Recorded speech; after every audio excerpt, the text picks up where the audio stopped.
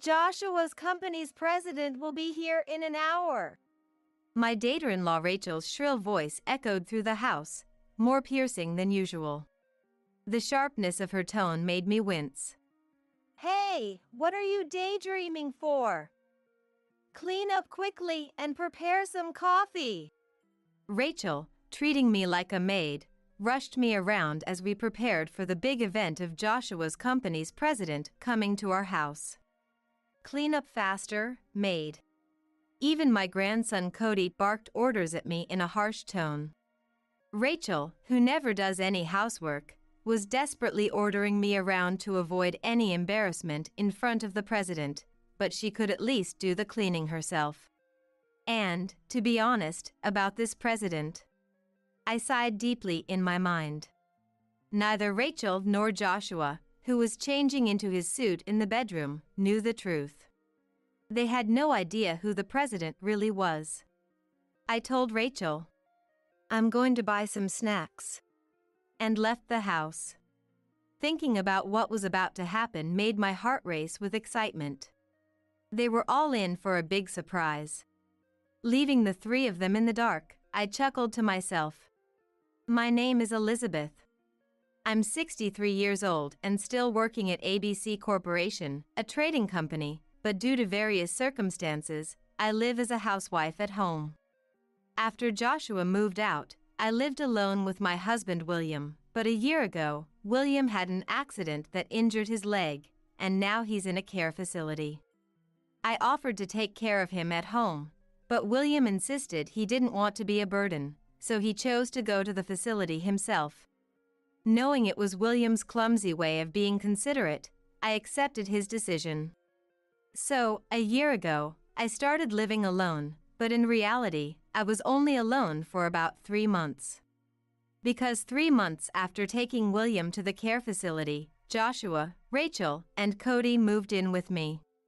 And it is this family of my son that has disrupted my life now. Why did I end up living with them, and what have they done to me? Let me explain step by step. It all started with a phone call from Joshua. After visiting William at the care facility, I was relaxing at home when Joshua called. "Hey, Mom? We're moving in with you starting tomorrow." What? What do you mean? I was shocked by his words. Suddenly talking about moving in together?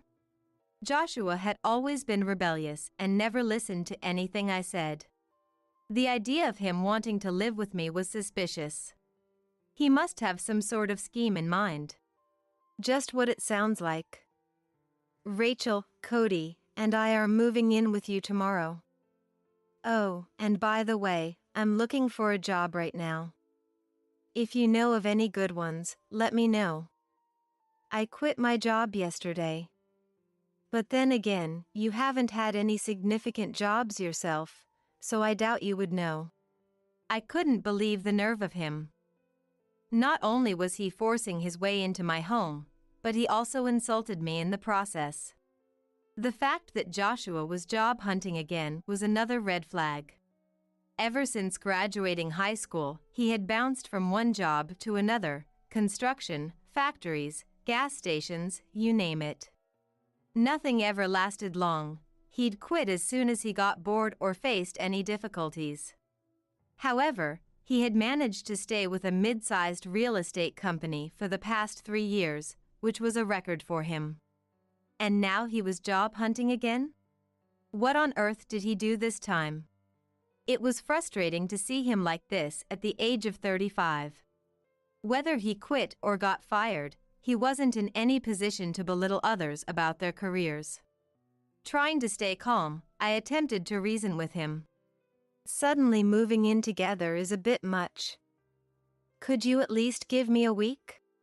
"Sorry, but it's already decided. See you tomorrow." He hung up without listening to a word I said. What on earth is he thinking? As a mother, I felt pathetic for not being able to guide my son better. But Joshua had always been a handful, causing trouble for both William and me over the years. The next day, Joshua, Rachel, and Cody arrived at my doorstep. We're here. Wow, this place is still as cramped as ever, Rachel said, barging in. I want the biggest room, Cody demanded. They were as rude as ever, and I hadn't seen them in about a year. Cody, only 10 years old, already had a sharp tongue, clearly inherited from his parents. Sighing, I prepared some tea for the three of them. I don't want tea. Do you have juice? Cody complained. Sorry, I wasn't expecting you, so this is all I have, I replied. Make sure you have juice by tomorrow, Joshua said dismissively. They had barely arrived, and their attitude was already unbearable. I sighed deeply. From today, you'll need to cook for 3 more people. Also, we're all busy, so you'll handle all the housework, right? You're a housewife, after all. Wait a minute. I do work a little, so we should share the chores, I protested. No way. Rachel's terrible at housework, and we had a maid until yesterday. So, it's all on you. Thanks. Joshua said this and went upstairs to his old room on the 2nd floor. Rachel and Cody followed him. I wondered what would become of my peaceful days. The future seemed bleak, and I shivered at the thought. Then the truly hellish life with my son's family began. Joshua, having quit his job, stayed holed up in his room all day. Cody at least went to elementary school, but even Rachel, who was supposed to be a housewife, stayed in the room with Joshua. When they finally came down to the living room, it was only to grab snacks and drinks. They were like parasites, merely living in my house, and it gave me a headache. My job at ABC Corporation allowed for flexible hours, but doing laundry for the suddenly increased family members and cooking meals for 4 people at once was quite a task. However, when I was exhausted and resting, Rachel would glare at me and command, "Hey, why are you resting? You're a housewife, aren't you? Do your job properly?" As if she wasn't a housewife herself. I claimed to Joshua and Rachel that I was a housewife, but I also had a part-time job. Despite this, Rachel kept criticizing me without mentioning anything about herself, which was infuriating. Rachel, you're a housewife too, aren't you? If you're not good at housework, I can teach you, so let's share the chores together, I suggested to Rachel. However, Rachel only glared at me even more irritably and said, "Huh? Why should I take orders from someone like you? I'm tired from raising a child. Just do the housework." She treated me like a maid.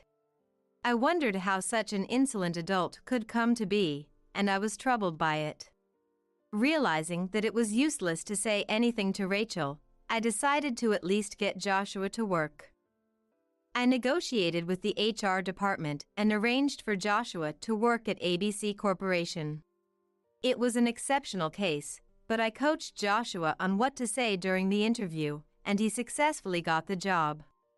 Joshua was assigned to the sales department and finally escaped his jobless life. By the way, Joshua doesn't know that I work at ABC Corporation.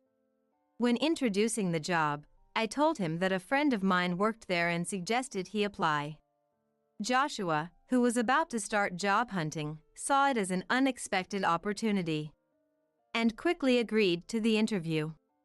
ABC Corporation's new employee training is quite thorough, so even Joshua should be able to manage the work reasonably well. Though I couldn't do much about Rachel, I was glad that Joshua had secured a job and hoped he would at least lead a proper life.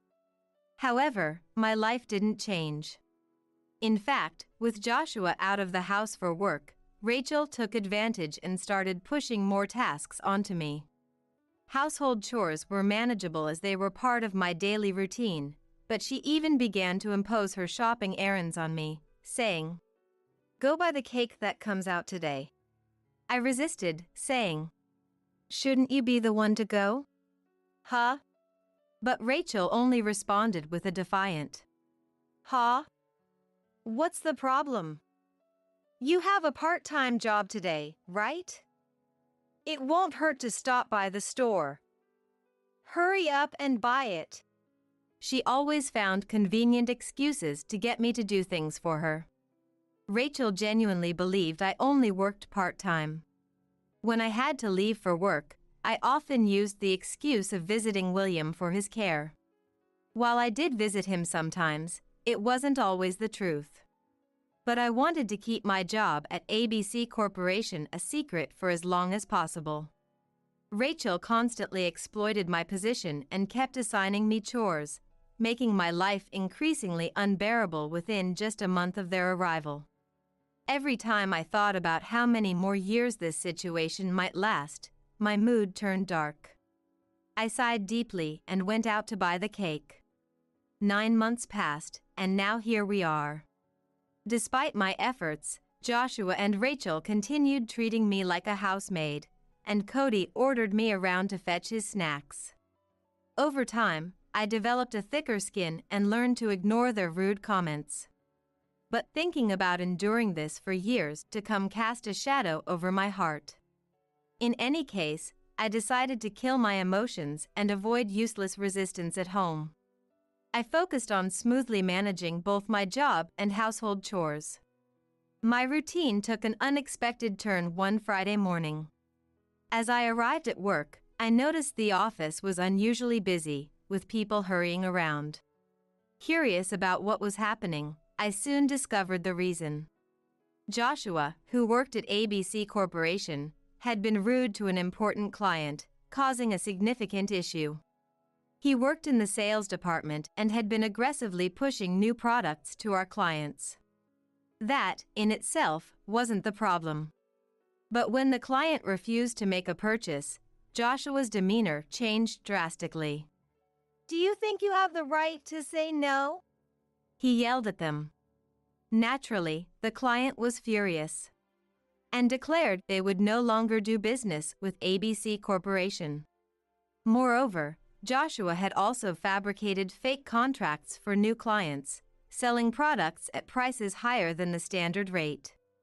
Normally, payments were made via bank transfer, but Joshua had cunningly insisted on cash-only transactions, pocketing the difference between the inflated prices and the actual cost, while depositing the remaining amount into ABC Corporation's accounts. When the finance department quickly caught on and questioned Joshua, he confessed to everything. Joshua was now out apologizing to the clients. Hearing about this series of scandals gave me a terrible headache. Since I had personally advocated for Joshua's hiring, I felt responsible for his misconduct. I apologized to all the employees who were handling the fallout and declared that appropriate measures would be taken against Joshua. After a long and exhausting day, I finally returned home at 9 p.m. Normally, I would be back by 7 p.m., so this was quite late. As soon as I walked through the door, a furious Rachel stormed out of the living room. Hey, old hag! Where have you been? We've been starving here, she yelled. I'm so hungry I can't stand it. Hurry up and make dinner, Cody added, just as aggressively. I sighed once again. If they were so hungry, they could have made something for themselves. Even Rachel, who wasn't good at cooking, could at least prepare some spaghetti. But instead, they chose to wait for me to return, only to demand that I cook immediately, nothing short of harassment. All right. I'll start making dinner now. Just wait a bit, I said. Make it quick, Rachel snapped. Despite having spent the entire day dealing with company-wide complaints, Rachel showed no consideration and continued to demand that I prepare dinner. I couldn't help but think she was the real complainer here. In the end, I quickly whipped up some spaghetti for Rachel and Cody. Exhausted, I didn't have the energy to eat myself, so I completed the minimum necessary household chores and went straight to bed. Joshua had not yet returned home. I spent the moments before sleep contemplating what to do about Joshua's situation at the company. The next morning, I had made up my mind about how to handle Joshua. I waited until he was awake and sent him an email. Since he still didn't know I worked at ABC Corporation, receiving an email from someone he didn't recognize on a weekend likely shook him. The email stated that a company representative would visit our home on Monday evening. Joshua seemed to understand the gravity of the situation after reading the email. He wore a troubled expression for the rest of the weekend. Monday arrived. I left work early, coming home well before usual. Rachel, who seemed to have slept in until noon, came down to the living room around 3 p.m. Joshua was with her. Cody had just returned from elementary school, so the entire family was gathered at home. Rachel, looking alarmed, rushed over to me as I sipped my coffee in the living room. The president of Joshua's company is coming in an hour. Rachel's voice, sharper than usual, echoed through the room. I winced at the piercing sound. Why are you just sitting there? Start cleaning up. Prepare some coffee too. Rachel, treating me like a maid, was frantic about the impending visit of the company president. Get cleaning, housekeeper.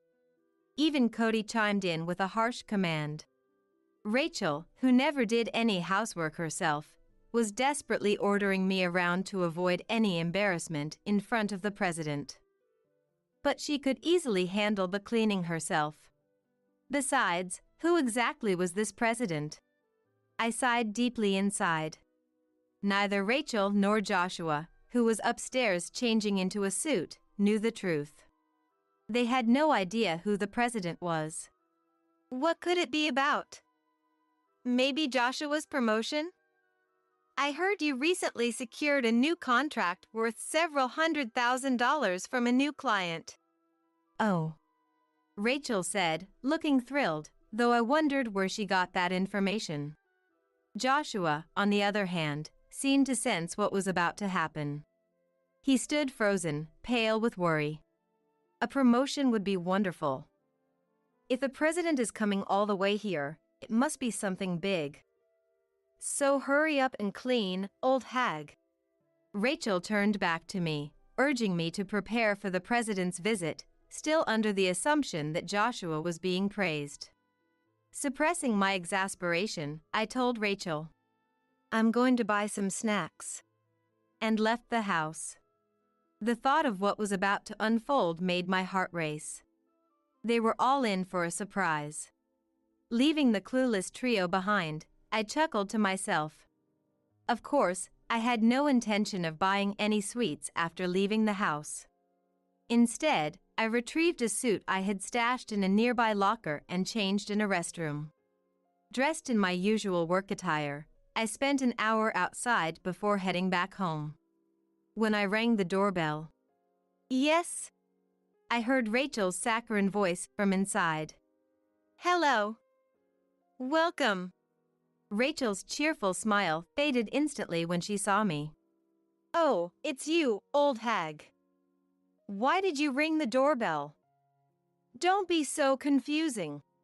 Rachel sneered, her usual venomous tone cutting through the air.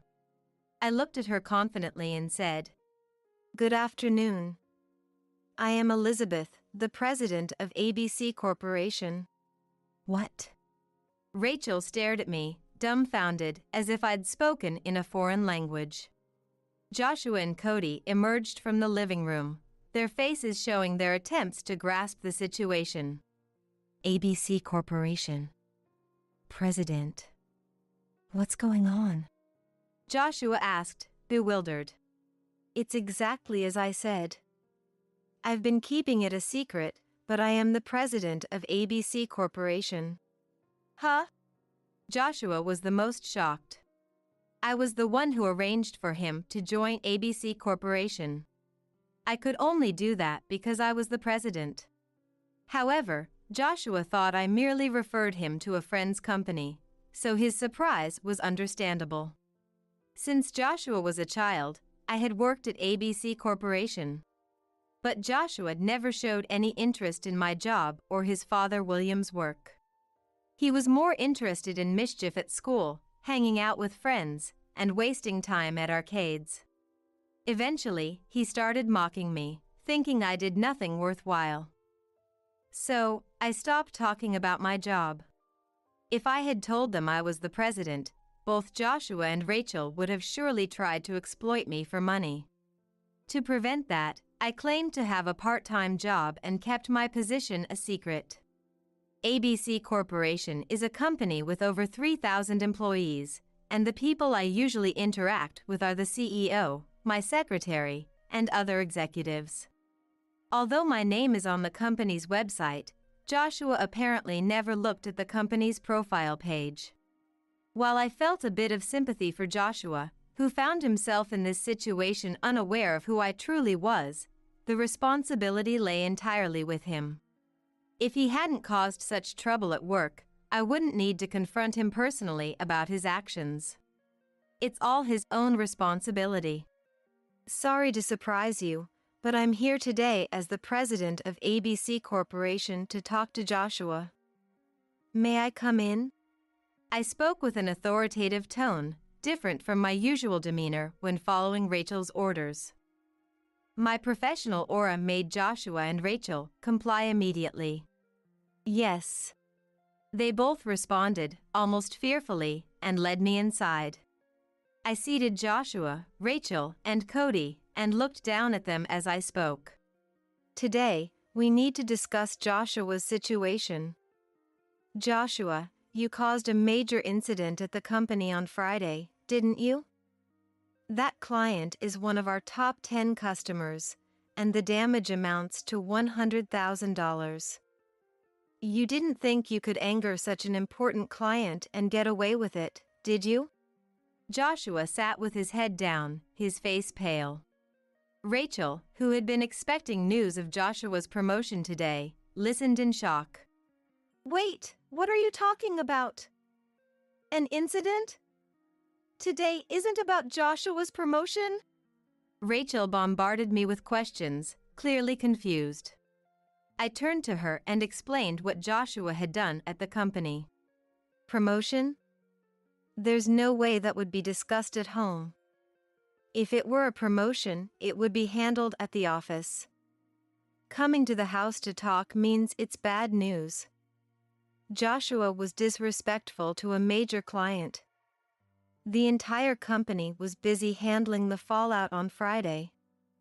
Do you have any idea how it felt for me to apologize to everyone? And it's not just that. He also created fake contracts to overcharge new clients. After all this, did you really think he could get away with it? Joshua trembled at my words. Rachel looked stunned, clearly not expecting to hear such things from me. Even Cody, despite being in elementary school, seemed to grasp that Joshua had done something wrong at work. "Dad, is it true?" Cody asked, seeking confirmation. It's true. But listen, I had no choice. Those people treated me like a newbie and mocked me. They said, "We'll consider buying it once we understand the product better." I worked so hard on that presentation, and they rejected it. I got frustrated. It's their fault, not mine. Joshua shouted, blaming the client he had insulted. Joshua was supposed to have apologized to the client on Friday. If he thought like this, his apology must have been insincere. His behavior made me feel sick. The client had shown no signs of mocking him for being a newcomer. Clients rarely buy unnecessary products. If Joshua had been more skilled in sales, he might have convinced them to buy something they didn't need at the moment. But Joshua lacked that ability. The client simply rejected his pitch, and he responded disrespectfully, making it natural for them to question his character. As long as you blame others, you're just shifting responsibility.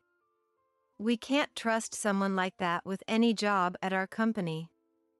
And forging contracts to embezzle money is absolutely unforgivable.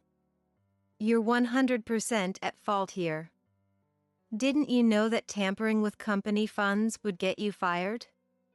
The working world isn't that lenient, I said calmly, delivering Joshua's termination. Joshua's face turned even paler as he gasped in disbelief. No way! He cried out. Please! Don't fire me!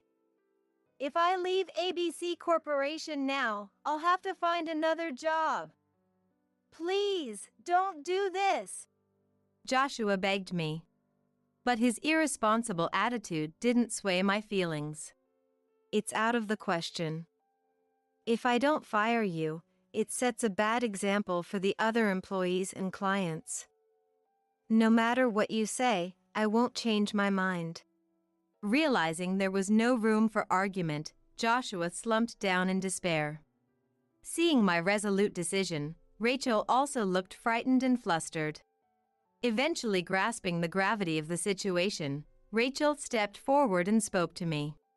Hey, Elizabeth, isn't there something you can do? I'm struggling here. Joshua keeps quitting jobs, and it's always me who suffers. If you're going to fire Joshua, you need to find him another job. Otherwise, I'll lose my allowance again. I'm sick of this. Please, do something. Rachel's tearful plea was filled with self-centered concerns rather than genuine worry for Joshua. She was more afraid of how his job loss would affect her. I had plenty to say to Rachel, who had such a naive outlook. Rachel, you've been calling me old hag all this time, and now you suddenly call me Elizabeth? The hypocrisy makes me sick. You're complaining about Joshua switching jobs, but have you ever fulfilled your own responsibilities? You're a housewife who doesn't do any housework. You just order me around, always looking down on me and criticizing everything I do. You said you'd lose your allowance, but why don't you go out and work? Cody is already in elementary school, so you have free time while he's at school, right? If you can't handle housework, why don't you work and support Joshua? You've probably only ever thought about yourself. I don't want to live with someone like you anymore, I declared firmly to Rachel. She looked back at me, her face as pale as Joshua's. That's not true.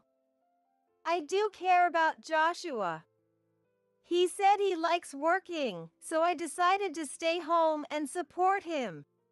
Rachel blurted out a defense she must have hastily concocted. Joshua looked at her in surprise. When did I ever say I like working? What? But you always start a new job right after quitting one. Doesn't that mean you like working? Rachel's reasoning was convoluted, and Joshua responded with a sigh, holding his forehead. That's because if I don't work, we'll be out on the street. Of course, I don't want to work. I envy you.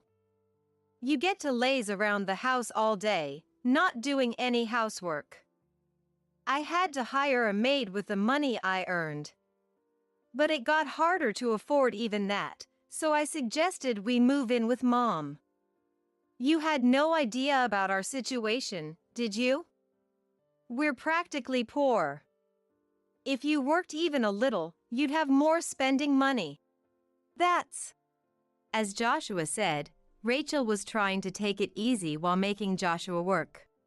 She didn't even realize how little money Joshua was bringing in. Naturally, with Joshua quitting every job within a few years, his salary would remain low. While Joshua's inability to hold a job was his own fault, Rachel's refusal to work was pure laziness. Do you understand now how selfish you've been? Ever since you moved in, my stress levels have been through the roof. I'm done cooking for you. Leave this house immediately. My calm but resolute tone seemed to sink in, and Joshua and Rachel screamed in despair. Let's go. What will we do if we leave here? Rent a cheap apartment, I guess. They imagined their future, turning pale. I don't want to live in an old house. Stop complaining and get out. Joshua pulled Rachel and Cody, who resisted, out of my house. He realized that further angering me, the chairwoman of ABC Corporation, would only bring more trouble. It was a wise decision. I could hear Rachel and Joshua arguing outside the front door, but I ignored it all. I am done living with my son's family. Once, I had tried to get Joshua a job at ABC Corporation, but I no longer want to do such things. Alone in the now empty room, I took a breath. From now on, I want to spend time solely for myself. I hadn't been able to visit William lately, so I decided to go see him tomorrow. Released from this turmoil, I was completely exhausted. The next day, I successfully managed to fire Joshua, and he left ABC Corporation. I apologized to all the employees for the trouble caused by Joshua, who had been with the company for only a short time, and I somehow managed to calm everyone's anger. Since then, there have been no problems at the company, and busy days have continued. Joshua, who lost his job, started looking for another one again, but no company was willing to hire him after seeing his record of being dismissed for disciplinary reasons from his previous job. Even after a year of job hunting, he couldn't find any results, and eventually, he ended up taking a part-time job at a moving company. Although it's a part-time job, moving work is mostly physical labor, and Joshua is being worked hard. He's not very strong, so he probably uses up all his energy every day, working until he's completely exhausted. Considering the misdeeds he committed while working at ABC Corporation, it's still fortunate that he has a job at all. As for Rachel, Joshua's part-time job didn't bring in enough income, so she had to start working too. Rachel, who had no experience as a working adult or even a part-time job, initially worked in customer service, but she was repeatedly fired due to her poor attitude toward customers. The job she finally landed was as a cleaner, where she had to do all the cleaning she had previously avoided. Given that Rachel didn't do any cleaning at home, she's probably suffering from back pain now. I hope she experiences the hardships of cleaning and reflects on how she used to treat me. With Joshua's family falling into such a state, Cody could no longer get toys and games as before. Now, he envies his friends who have the latest game consoles.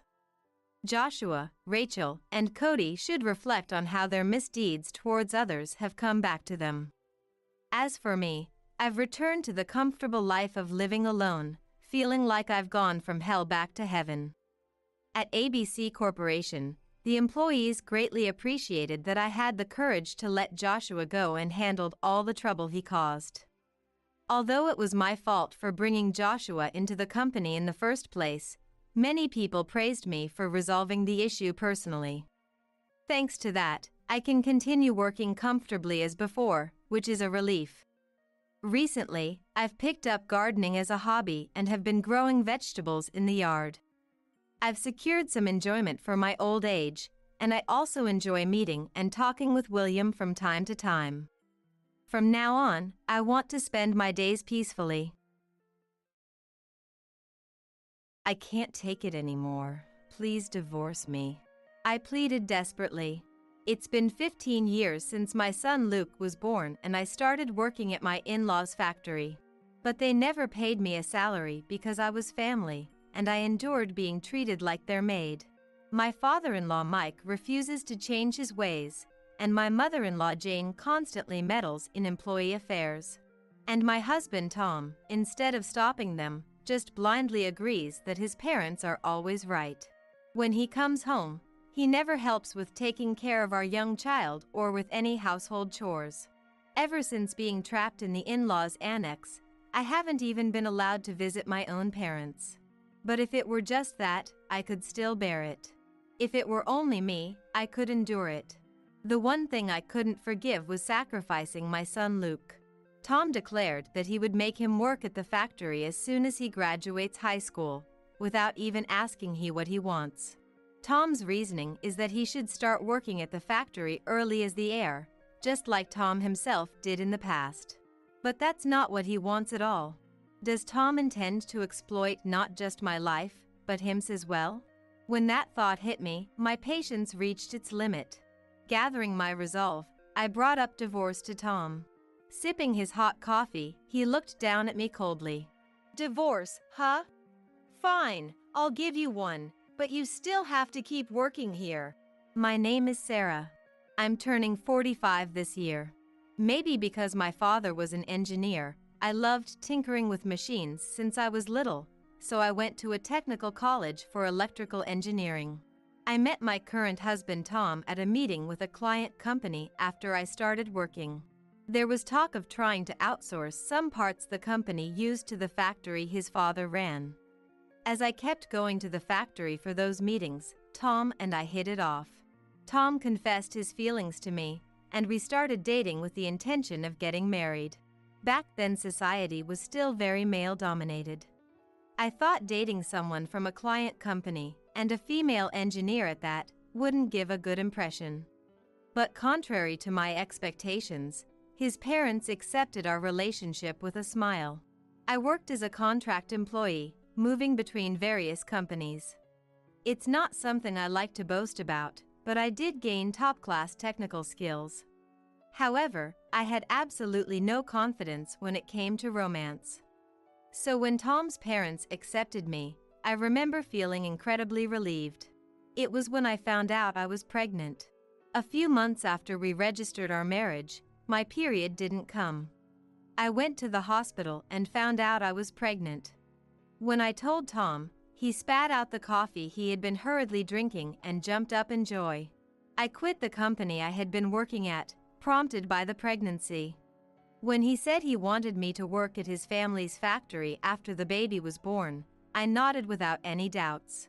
These days there's no need to agree to quit your job, but at the time it wasn't uncommon for women to quit work after getting married to help with their husband's family business. And it's true that I wanted to support the household as a member of my in-laws' family. We quickly cleaned up the annex at my in-laws' place and started a life with just the three of us, including the child in my womb. But after giving birth to Luke, I finally realized Tom doesn't help with housework at all. Even though I became a housewife, taking care of all the chores while raising a young child was far harder than I had imagined. Even when Luke cried, he wouldn't comfort him. While I changed diapers, all he did was ask if dinner was ready yet or say he wanted to take a shower. I begged him to help out a little, but he brushed me off, saying housework and childcare are a woman's job. He started yelling that I should be able to handle at least this much even though I wasn't working. I sought help from Jane and the others when they occasionally came to check on us, but my in-laws just kept saying how cute Luke was without actually changing his diapers or playing with him. On top of that, Mike took away the savings. The daughter-in-law's savings belong to us. I had built up from working before marriage, saying, in this house ruled by Mike, there was no way I could demand he return the money. Thankfully, my in-laws covered the rent, utilities, and food expenses, but I had no money for myself. I had to beg Tom for an allowance just to buy clothes for our child. I gradually lost the will to go against them. Tom, who should have been my ally, either brushed me off coldly, saying it was his wife's job, or cursed at me terribly when he was in a bad mood. With a newborn Luke in my arms, I had no way to escape at the time and had no choice but to accept these circumstances. When he became old enough to go to daycare and I finally had some time to myself, my in-laws and Tom ordered me to work for free as a family employee. I pleaded to at least get paid something, even a small amount, so I could buy new clothes for my child. But Tom and his parents adamantly refused, using the excuse that the family covered my living expenses. They forced second-hand clothes on me that they claimed to have gotten from relatives, saying those were good enough for a child's clothes. I can't even begin to count how many times I've held Luke close, begging him to forgive me for not being able to buy him decent clothes. Somewhere along the way, Luke became my sole reason for living. My in-laws and Tom never lifted a finger to help with childcare. And with no way to contact my own family or money for transportation, I was utterly helpless. My only goal was to protect Luke from this demonic family and raise him right. I worked myself to the bone, putting my blood, sweat, and tears into it. Then one spring, when Luke turned 15, Tom and his parents suddenly announced they were going to remodel the house. They couldn't even pay me a proper salary for helping out his family, yet somehow they had the means to remodel the whole damn house. If they had that kind of money, they could have bought Luke nicer clothes, could have fed him better food. I pictured Luke's face, how he'd suffered in poverty since he was little. "Why the sudden remodel?" I asked timidly. Tom snorted. "Luke's 15 now. He can start working next year, right? It's about time he moved in with Dad and Mom to be groomed as the successor." I could feel the blood drain from my face as Tom implied Luke wouldn't be going to college, without even asking what he wanted. I could endure it if it was just me. But now Tom was trying to dictate Luke's whole future too? The moment that realization hit, I demanded a divorce without a second thought. "I can't do this anymore. I want a divorce." I pleaded. Tom stared down at me, expressionless, for a good half-minute before having an exaggerated sigh. "Divorce, yeah right." He mulled it over as he sipped his coffee, then spouted the most outrageous proposal. "I'll give you a divorce, but you keep working here. It's not like anyone else would hire you anyway." I felt dizzy. The audacity of this man. To suggest I keep working at his factory, even after divorcing him? I looked up at him, dumbfounded, only to find him leering at me with a nasty grin. "You've got to be joking. I'm more than capable of working elsewhere." Luckily, our factory still did business with my old workplace. I even had connections there, an old colleague who'd moved up the ranks. I may not be able to get a job at the exact same company, but with my skills, he could at least introduce me to openings. "Fine, whatever. But Luke stays here. He's our successor," Tom declared as I adamantly refused. I wanted to scream at him for spouting such nonsense. But what if Luke wanted to stay? Leaving the family home might mean a harder life than what he had now. Unlike me, if he was raised to take over, maybe Luke would never want for anything. The thought flickered across my mind. I bit my lip as Tom led me and Luke to the living room of his family's house. Luke must have sensed something was off from our tense atmosphere. He followed along in silence. "What's going on at this hour?" Mike greeted us with a perplexed look. "She says she wants to divorce me," Tom announced, like it was some kind of joke. I heard Luke gasp behind me. Mike stared at us intently, scratching his fat belly. Without a word, he ushered us into the living room. Jane must have overheard. She glared at me as she silently made coffee. When did it become the norm for nothing to be placed in front of me? Usually I'd pour my own share without a peep, but today I couldn't muster the will. "Why is Sarah suddenly demanding a divorce?" Mike asked Tom, sipping his hot coffee. Mike's suffocating gaze made me want to vomit as always, but today I met it head-on instead of looking away. "She brought it up as soon as I mentioned the remodel. She must really hate the idea of living with you and Mom." Tom's sharp words caused his parents to cast a piercing gaze in my direction. While I understood their feelings, I knew I would never truly fit in with them. Any sense of being welcomed had vanished shortly after I started working at Tom's factory. When I first voiced my opinion about the production line, Mike had flown into a rage, insisting his way was the best. But what seemed to anger him even more was that I had the audacity to persist in offering suggestions for improvement. "Keep your mouth shut, woman," he had said dismissively, and I endured his harassment for some time after that. Thinking back, that may have been the moment when my in-laws began treating me with such disdain. Although retired now, Mike still drops by the factory occasionally, claiming to be there to supervise. He comes to ensure that his methods haven't been altered in any way. The employees live in constant fear, always worried that they might become his next target. Despite knowing nothing about running a factory, Jane chimes in impulsively from time to time. The worst is when it comes to personnel matters. That person's greeting didn't please me today, dock their pay. That one brought a gift the other day, give them a bonus. She changes the employee's treatment on a whim, depending on her mood. Even after Tom became president, this behavior continued unchecked, with Tom unquestioningly implementing his parents' decisions. For Tom, his parents' word is law. Every day, I found myself apologizing to the employees, knowing we couldn't afford to lose them. But even that was met with disapproval from my in-laws and Tom. Please, let me divorce him. I pleaded again, offering no explanation for my request. I had braced myself for a barrage of cruel words, but to my surprise, Mike agreed readily. If you insist, I suppose it can't be helped. Sometimes people just aren't compatible. As I looked up in shock, I saw him wearing the same unpleasant smirk as Tom. A chill ran down my spine. You're free to divorce. But I won't allow Sarah to quit the factory. She'll keep working for free, as compensation. What was he saying? Compensation? Compensation for what? What had I ever done to deserve being exploited by them like this? As I trembled, Jane gently asked Luke. You'll stay with us, won't you, Luke? If you leave with Sarah, you'll only end up poor. At her words, I glanced at Luke in a panic. While this place was suffocating for me, it wasn't necessarily a bad environment for Luke. He probably had no idea that Tom intended to put him to work immediately after high school. Maybe Luke would say he wanted to stay here. When Luke, who had been silent until then, finally spoke, I closed my eyes in fear, but I'm going with Mom, he declared firmly, without a hint of hesitation.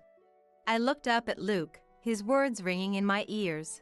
He smiled at me gently, despite the pathetic expression I must have worn, then turned a stern gaze on his grandparents and Tom. Luke, you're the heir to this family. I won't allow you to leave, Tom shouted, his anger erupting. Luke, what are you saying? Think this through. Luke, who do you think raised you? Mike bellowed, his face even redder than Tom's, spittle flying as he spoke. But Luke stood protectively in front of me and answered clearly once more. It was Mom who raised me. Dad, who tormented her endlessly and barely lifted a finger to care for me. And you, Grandma and Grandpa, I've never once thought of you as family. When had his back grown so broad? The one I thought I needed to protect was now protecting me. I knew it was pathetic, but I couldn't help feeling immensely happy about it. Later, I heard from the family court investigator that Tom and his parents, in a panic about losing Luke, their heir, to me, had consulted an acquaintance who was a lawyer to see if anything could be done. However, in the end, the child's opinion takes top priority when deciding which parent to live with. Especially since Luke, at 15 years old and on the cusp of adulthood, had so clearly chosen his mother, they were told it would be difficult to overturn that. Tom had given up on gaining custody of Luke and reluctantly agreed to the division of assets, but when he demanded to be paid for the work I had done at his family's home all these years, Sarah wasn't even an employee. She was just helping out of her own accord, so there's no such thing, he was told to the very end. Going back to the story, the day after finishing the discussion with my in-laws, I gathered the few belongings Luke and I had and returned to my parents' home that I hadn't been able to go back to for many long years. My parents were surprised by the sudden return of their daughter and the grandson they had only met when he was little, but they welcomed us warmly without saying a word. I'm sorry I couldn't come back for so long. What are you saying? If anything, I'm sorry for not noticing sooner. When I immediately explained the situation and apologized through tears, my mother cried even harder than I did and embraced Luke and me. Dinner that night was lavish. My mother and father had made so much homemade food, and it was a peaceful time that I hadn't experienced in a long while. The next day, the phone in the living room of my parents' house rang. It was Tom calling. I was about to hang up right away, but I heard him say something about an employee in a panicked voice, so I listened closely, wondering what was going on. What happened? Was there an accident? The first thing that came to mind was an employee accident. Had someone gotten caught in a machine? Or did something happen on their commute? Never mind that. Just get over here now. We'll talk after, Tom said, so I hurriedly headed to my in-laws' factory. The factory, which was usually noisy with the sound of machines running, was strangely quiet today. As I stood there wondering what was going on, Tom and his parents came running over. You're late. What were you doing? Mike complained right away, but I ignored him and asked again. Never mind that. What happened? Was there an accident? Did someone get hurt? No. All the employees quit. The words that reached my ears as I asked in a fluster were ones I never could have imagined. Quit? All of them? I repeated in shock. There had been absolutely no sign of that yesterday. Well, maybe one or two had gotten fed up with Mike's unreasonable demands. Or had Jane been complaining again? I could think of a few things, but it shouldn't have been enough to make everyone quit all of a sudden. As I stood there confused, he spoke with a frustrated look on his face. It's because you left. The moment they heard Sarah was getting divorced and quitting, they all up and left too. I felt like I was watching Tom yelling in frustration from somewhere far away. Even after retiring, Mike would butt into the management and work, and Jane would spot employees she didn't like and tell Tom to dock their pay.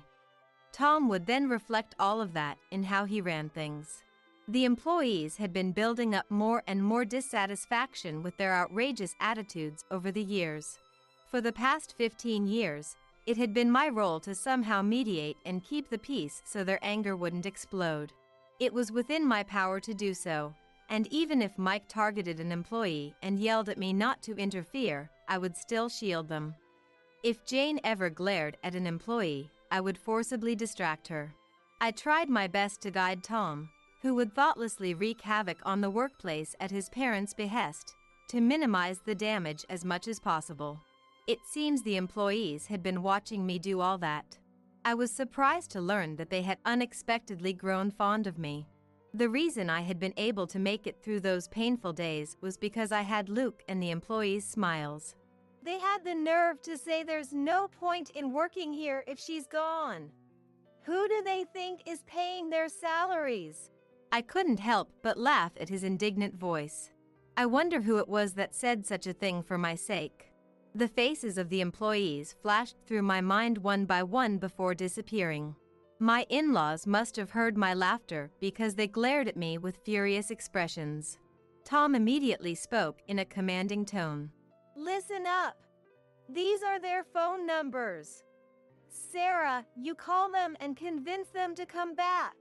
He thrust the phone book at me, speaking as if he fully expected me to obediently comply, and I couldn't help but burst out laughing. Why should I do that? I'm not your wife anymore, and I'm not an employee either. On top of that, you never even paid me for all the work I did. I wiped the tears from the corners of my eyes.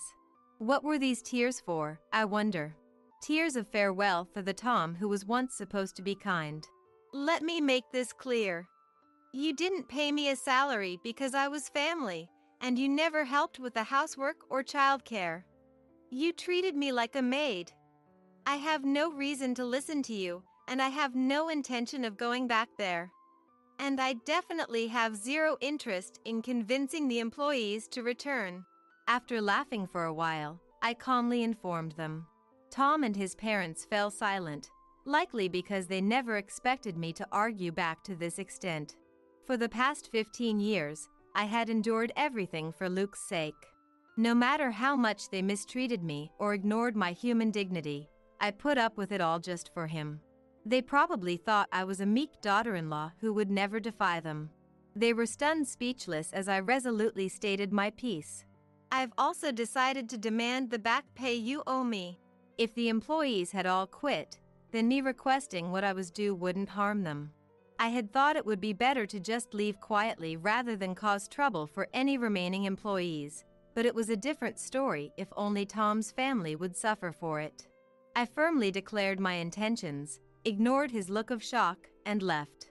I heard them calling out as if to stop me, but I ran away with all my might. As soon as I got home, I asked my father to put me in touch with a lawyer acquaintance of his. After explaining the situation, I decided to file a lawsuit for the unpaid wages. The diligent journal I had kept came in handy, and the records of when I worked and the daily verbal abuse from Tom and his parents were presented as compelling evidence. Additionally, one of the employees had recorded a conversation of the harassment I was subjected to. He had gone out of his way to track down my parents' home to give it to me, saying it might help with the divorce. Thanks to that, things worked out very favorably for me. I was able to demand from my in-laws a portion of the wages that should have been paid, excluding the amount past the statute of limitations, as well as damages for the mental anguish I suffered over the years. My in-laws and Tom stormed over to my parents' house yelling, but when my father threatened to call the police, they meekly left. Later, the amount I had won was deposited into my designated bank account. Having lost all their employees in an instant, my in-laws' factory could not possibly continue operating with just Mike and Tom, so it quickly shut down. It seems they used up all their savings paying me compensation and damages, as well as severance for the employees who quit. They sold their house and land, and apparently the three of them are living together in a cramped apartment.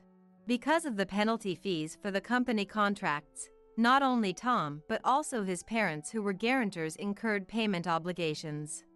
Despite their advanced age, I heard they are working part-time jobs.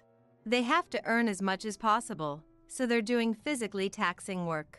As for Tom, he apparently started job hunting but had only ever worked at his family's factory and lacked any common sense about society.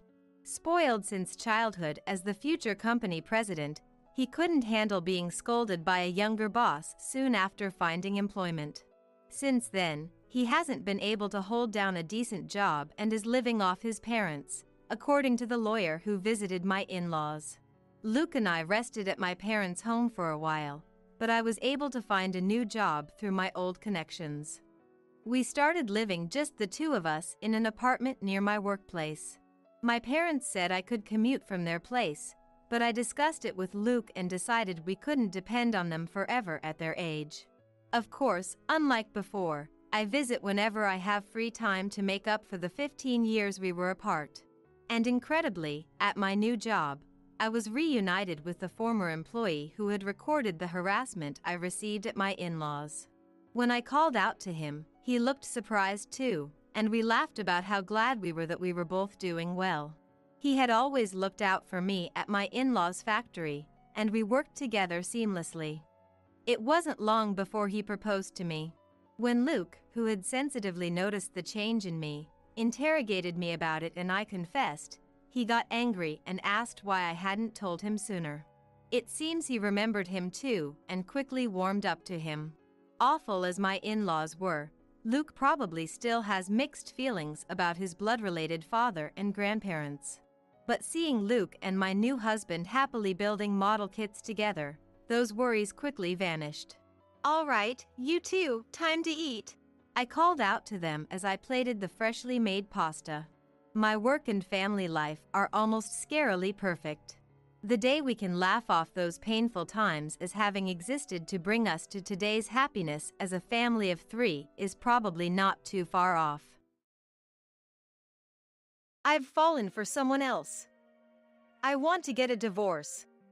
Our marriage was in ruins, and my husband, Vincent, handed me divorce papers. He often berated me for my whole attitude of our life. Without resisting, I accepted the divorce papers. I know the real reason he wanted the divorce. Fine. Here, the divorce papers. I signed and pushed the papers back at Vincent, who looked puzzled by my lack of resistance. I wasn't going to refuse the divorce. he was going to see what hell on earth looks like. After the divorce, I immediately went to a specific place.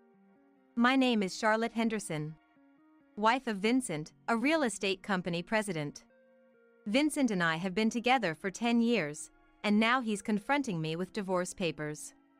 It all started about 6 months ago. Can't you settle down with your work? Vincent, who runs a real estate company, was rarely at home. It wasn't like this when we first married, but now his business thrived, his social commitments are increased. He was always out, using entertainment as an excuse. No family time on weekends, he was always going out alone. I spent my days at home, lonely. We didn't have children. And every time he left me at home, I blamed myself if it was because I couldn't have children. For Vincent, who loves kids, marrying me might have been a miscalculation. Our marital life faded away after 5 years. One day, I reached my limit and tried to negotiate for making some family time with Vincent. After dinner, as he was immersed in his hobbies, I tried to speak to him, but he didn't respond. Engrossed in some radio commentary. Go, go, go! That's it! Overtake! Do it! Vincent, fist clenched in his right hand, kept cheering passionately, completely ignoring me.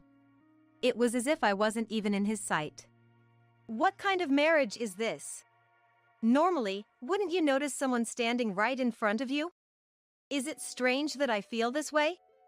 As I was lost in these sad thoughts, the game ended, and Vincent, throwing his earphones onto the sofa, began to complain. Damn it! What's he doing? That jockey needs to get it together. I've put a lot of money on this. It seemed Vincent was listening to a horse racing commentary. I couldn't help but wonder, horse racing over his wife's important talk? Hey, I need to talk to you. What? Can't you see I'm not in the mood for pointless chatter right now? What, you've got something important? Just get to the point then. Vincent glared at me irritably, taking out his frustration about his loss on me. I was disappointed by his rude words and attitude. Why do I have to bear the brunt of your frustration over losing a bet? I blurted out my sadness before I knew it, and Vincent snapped back, irritated. What did you say? I've been waiting patiently for your horse racing to finish because I have something to talk about. Why do I deserve to be spoken to like this? What have I done? There was also the loneliness of not being paid attention to. When he was at home, he devoted his time to his hobbies, neglecting me completely. It became clear during this fight that he thinks providing money is enough to be with me. Shut up. Stop chirping like a little bird. Talk to me when I'm in a better mood. When are you ever home for us to talk? You're always out on business entertaining, and when you are at home, it's all about you. What am I to you? I didn't get married just to be a housekeeper. My pent-up feelings erupted. I had never raised my voice like this, but I couldn't bear Vincent's harsh words and attitude. When we were dating, he was devoted, treating me like a princess. He always put me first, acted lovingly, and cherished me. I spent days filled with love, thinking marrying him would lead to a happy marriage. That's why I accepted his proposal. Initially, our marriage was enviable. What a perfect husband, everyone would say. I thought our happy days would continue. But that only lasted the first 2 years. Then, his selfishness and tyranny became evident. Now, I'm treated no better than a housekeeper. I cater to his picky eating without complaint, clean like I'm shadowing my MIL, with strict checks as if not a speck of dust is allowed. One time, he even mocked me in front of relatives for not being able to have children. My mom had to intervene, but his harassment never stopped. When we were alone, how many times did he call me useless? I endured these humiliating days because of the memories of his kindness when we were dating. I was grateful for the love he once showed me, so no matter how badly he treated me, I could endure it with a smile. But now, what about him? The man before me seems like a completely different person from back then. He shouts at me on a whim, showing annoyance at my very existence. Why is he still living with me if he finds me so bothersome? I'd rather he just leave me than continue like this. As these sad thoughts crossed my mind, Vincent uttered unbelievable words. You've become so annoying. When we were dating, you'd do anything I said, and you were pretty cute, so I married you. But I never expected you to become such a troublesome older lady after marriage. Being with you just irritates me. You're useless, can't even have kids. You're just like a housekeeper now. His words left me in despair, speechless. He doesn't see me as a woman anymore. I had suspected it, but hearing it directly from him was a shock, and I couldn't find words to respond. What were those 10 years for me? I devotedly supported him in his business, believing he loved me despite everything. I believed this rough patch would pass, and we'd return to happy days like before. I believed I was the most cherished woman to him.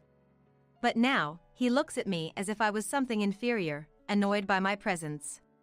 Is this the reward for supporting him for 10 years? If so, this is too cruel a treatment from God. My sadness turned to hatred, then to anger. I'm tired of being with you. Vincent saw me clenching my fists, unable to speak. He sighed in annoyance, grabbed his cigarettes, and went outside. His wallet and mobile phone were in his pants, and I knew he wouldn't come back home that day. As expected, he didn't return home that night. I stared at the door he left through, dazed. The happy times, the moments I thought were joyful, they all flashed through my mind.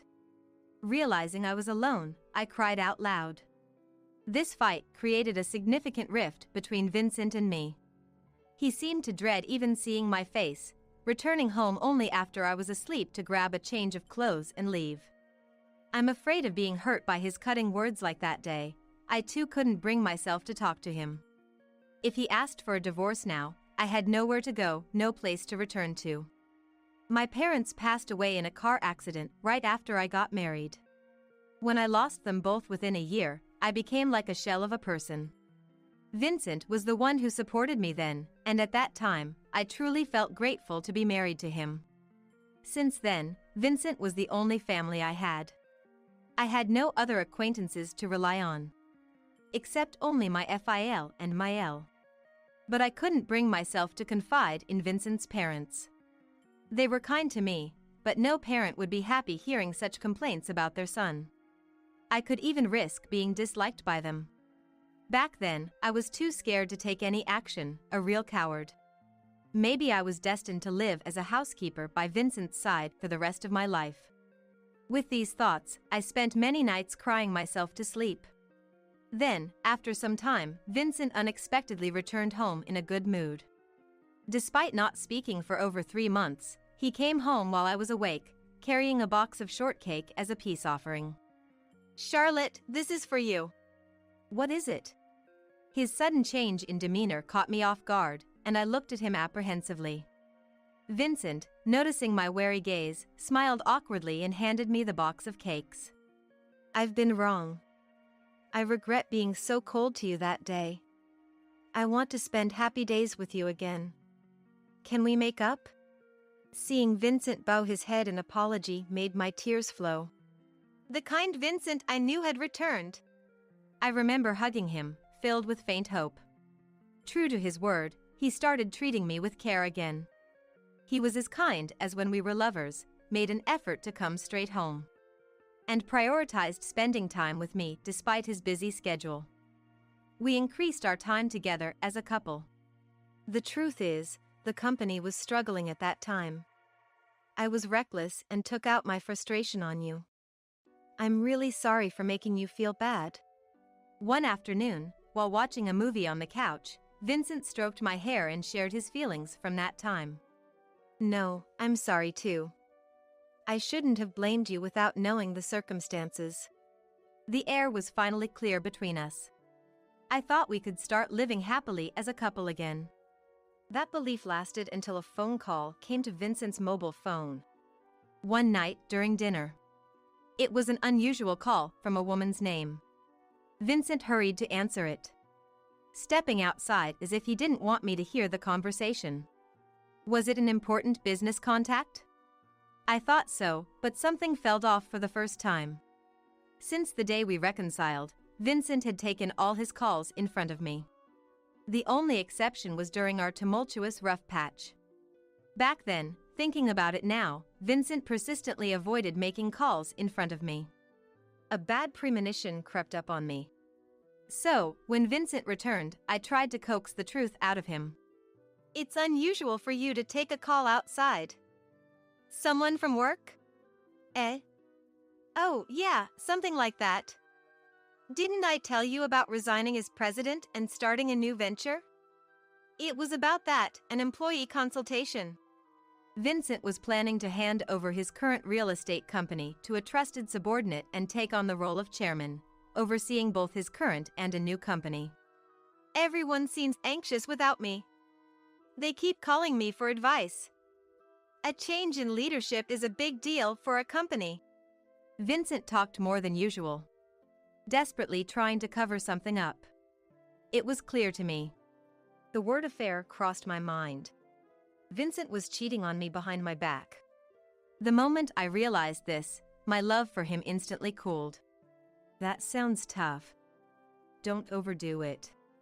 With this, I decided to thoroughly investigate Vincent's infidelity. Handling the monthly household budget efficiently, saving over $30,000. I managed to find a lawyer specializing in infidelity cases and immediately hired them. I also hired an investigator who confirmed that Vincent was cheating with a 20-year-old girl from his office. Here are the documents summarizing their relationship. The investigator handed me the report, and I was shocked to read it. Vincent had been in a relationship with this woman for over 5 years, with periods of separation. They had rekindled their relationship on the day he called her during our dinner. So that's why. The reason for our strained relationship was because things were going well between Vincent and this woman. He reached out to me for reconciliation only after being rejected by her. I was just a convenient piece for him. Realizing this, I decided to meet someone. Taking advantage of a weekend when Vincent was on a business trip, I headed to a specific location, determined to get my revenge. After a while, Vincent's new company was established, and he successfully stepped down as president. We had a lavish dinner at home to celebrate. Congratulations on your hard work, Mr. President. Managing 2 companies will be even more challenging, but good luck. Since then, our relationship had returned to the hellish atmosphere of our rough patch. His relationship with the other woman was going well again.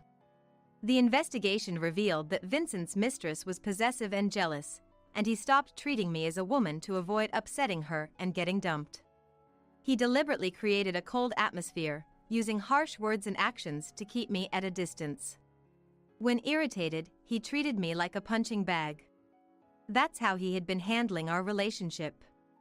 All this was because his mistress, taking advantage of the fact I didn't use social media, exposed everything on hers. The investigator found it, and Vincent's and her thoughts were completely exposed. I had all the evidence I needed. Then, while I was thinking this, Vincent, with a cold gaze, let out a big sigh and handed me a piece of paper. I don't want to eat your cooking. Wasting money on such things. Do you even realize who's allowing you to live like this? I wasn't giving you money each month for this nonsense. Vincent glared at me furiously as he yelled. But his gaze didn't intimidate me at all. Looking at the paper he handed me, I saw it was a divorce application. I've found someone else. I want a divorce. Vincent announced the divorce as if it were the most natural thing, not showing any remorse. He probably thought that after the past 6 months, I would readily accept it. He probably thought that way. Though his thoughts were transparent, I chose not to say anything. Fine. Here, the divorce application. I quickly signed it and presented it back to him with the brightest smile. Vincent was astonished. Why are you agreeing so readily? He seemed to want to ask, but before he could, I started packing. I already knew he would present me the divorce papers today after seeing his mistress's social media post. All I had to prepare was a bag with my essentials. I'll arrange for the movers myself, and we can proceed with the rest through the lawyers. Goodbye. Ignoring Vincent's attempts to stop me, I quickly left the house. Despite the hellish life I endured, there were indeed happy moments. I decided to part ways with the home I shared with him and headed somewhere specific. The next day, I called the company where his mistress worked. She was a new employee at the headquarters where Vincent held his position. A mistake from a drinking party that turned into a relationship. She was 5 months pregnant, likely with Vincent's child. I decided to confront them with this shocking truth and summoned them.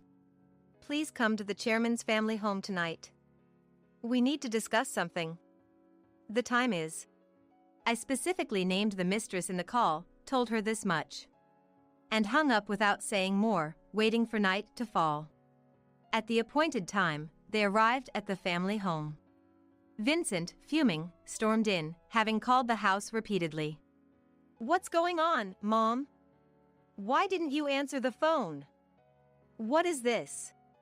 Entering the living room, Vincent immediately started berating his mother in a haughty tone. However, as soon as he and his mistress entered, they were shaken by the odd scene before them. What do you mean, what? Can't you see? I thought we'd have a nice dinner with everyone. I've invited your relatives. There, the representatives of the Henderson family were sipping tea, eagerly awaiting their return. Hello, Vincent. It's been a while. You said you have something to tell us? Who's this lady? She looks pregnant. Don't you have a seat for her? The relatives, unaware of the situation, asked. Amidst them, only the FIL and MIL remained reactionless, watching Vincent and his companion with a gentle smile. Vincent, you have something to tell us about this lady, right? It was Mael, Talia, who broke the silence. Talia, always kind and graceful, spoke softly, but her eyes were not smiling. Instead, they were shrouded in an almost frightening darkness, making Vincent shiver. What do you mean, something to say? No need to play dumb. We've heard everything from Charlotte. It was Fael, Keith, who delivered this blow to a faltering Vincent. In stark contrast to Talia, Keith looked at him sternly. The moment he heard Keith's words, Vincent glared at me in panic and spat out harsh words. What have you done? You're no longer my DIL, so don't meddle in family matters. Not his DIL. What does that mean? Vincent's outburst led the Henderson family to look at him curiously, voicing their questions. He was unwittingly digging his own grave, an utter fool.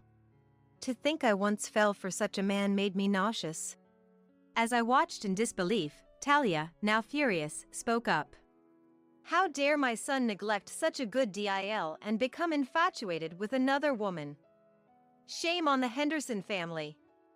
Realize your foolishness. Talia, in her suit, stood resolutely like the owner of a high-end restaurant, her presence overwhelming everyone. Her words must have been terrifying for Vincent. Overwhelmed by their presence, he stumbled backward and fell. Thought you got away with an easy divorce? Don't underestimate me. I've already spoken with Keith and Talia, explained the situation, and they've given me permission to claim alimony from you. They want to maintain a good relationship with me and said they'll disown you from the Henderson family. Approaching the frightened Vincent, I leaned down and whispered in a voice only he could hear, my expression menacing. That day, I bravely sought Keith and Talia, crying as I explained everything. As soon as I showed them the evidence, Keith bowed his head to me, and Talia offered support, saying I should always rely on them. I never imagined my son would stoop to such disgraceful behavior. Thank you for telling us, Charlotte. You've endured so much pain. Keith and Talia said, treating me kindly. For the first time in a long while, I felt the warmth of people's kindness. After that, both Keith and Talia were pleased to help with my plan. They informed the relatives who had celebrated our marriage about the situation and arranged for no one to side with Vincent. They had called everyone to ensure this. Never come to this house again. I don't want to see your face. You're a disgrace. Talia repeated many times. For Keith and Talia, who shared a loving relationship, infidelity was unthinkable. That their son had committed it was unforgivable. Oh, I almost forgot. As I turned to Vincent's mistress, who watched everything unfold in shock, she looked at me fearfully.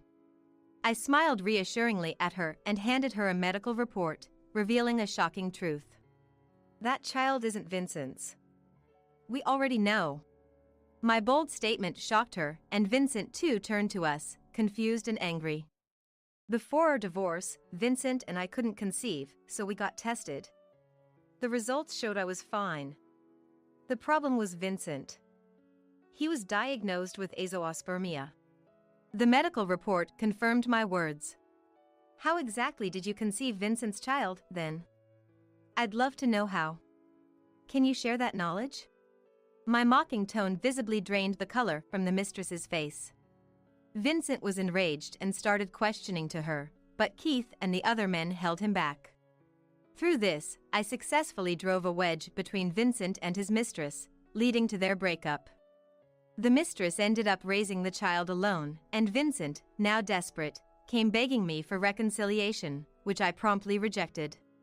I claimed a substantial alimony in the divorce through my lawyer. Vincent, faced with the overwhelming evidence, was too disheartened to resist and complied with the lawyer's demands.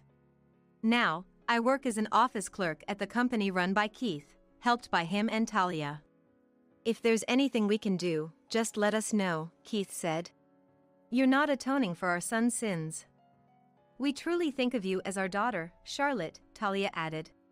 Talia thanked me for having the courage to come to them, expressing deep gratitude. Despite your suffering, you've been so kind to us. We always looked forward to your letters and gifts, wondering when you would visit us again. She said, keeping my letters and pressed flowers in a cherished treasure box. If you don't mind, you can rely on us as much as you want from now on. Don't hesitate to think of this as your second home. Vincent, now disowned, was no longer allowed even to enter the Henderson home. After a month, he stopped trying to visit forcefully. Now that the turmoil has settled, I live with Keith and Talia. They offered me a home, concerned about me living alone. Why don't you come and live with us as our adopted child? They loved me so much that they even suggested adoption, and now I live happily with Keith and Talia as their true daughter. Vivian's room looks different. Did you just realize that? Aren't you a bit slow? Or perhaps you're getting dementia. Please, don't be a nuisance to us. Rocky and his wife, Ava, laughed as they saw me standing frozen in front of my own room. These people are devils. They're trying to drive me out of the house. I had a bad feeling about this since I arrived, and it turned out to be true. Ava's words made Rocky laugh with a sneer as well. However, they seem to be under one misunderstanding. They think the mortgage on this house is already paid off. If so, I must use this to my advantage. The disdain they show me will only last for now. Are you really okay with this? Even if I'm gone? Of course. Did you think you were needed? Their laughter will only last for now. My name is Florence, 54 years old. I gave birth twice in my early 20s and have gone through a divorce. I raised 2 sons as a single mother. My eldest son's name is Rocky, 30 years old. He's married with children. My granddaughter is truly adorable. Her name is Vivian. She just turned 3 and will enter preschool next year. Since my younger son, Joseph, has also left, I've decided to live freely and went ahead to buy a house. I finished raising my children relatively early, so I've been working hard.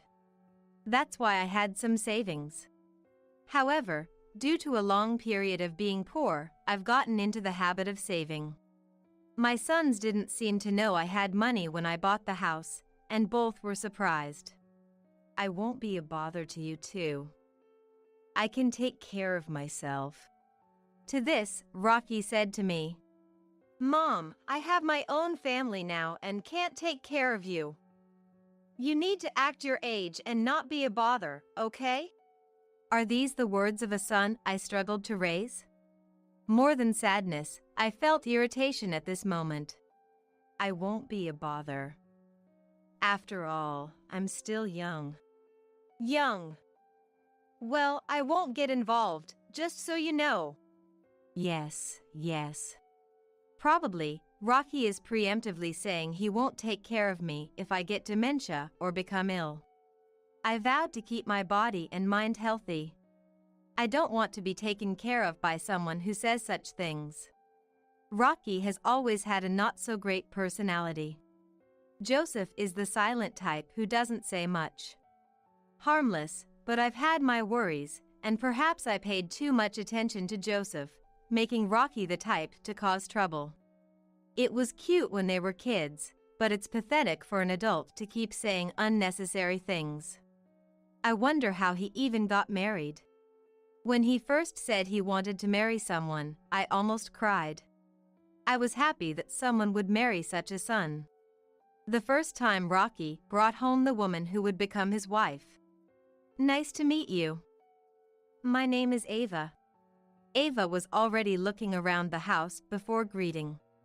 At that time, we were living in a small apartment.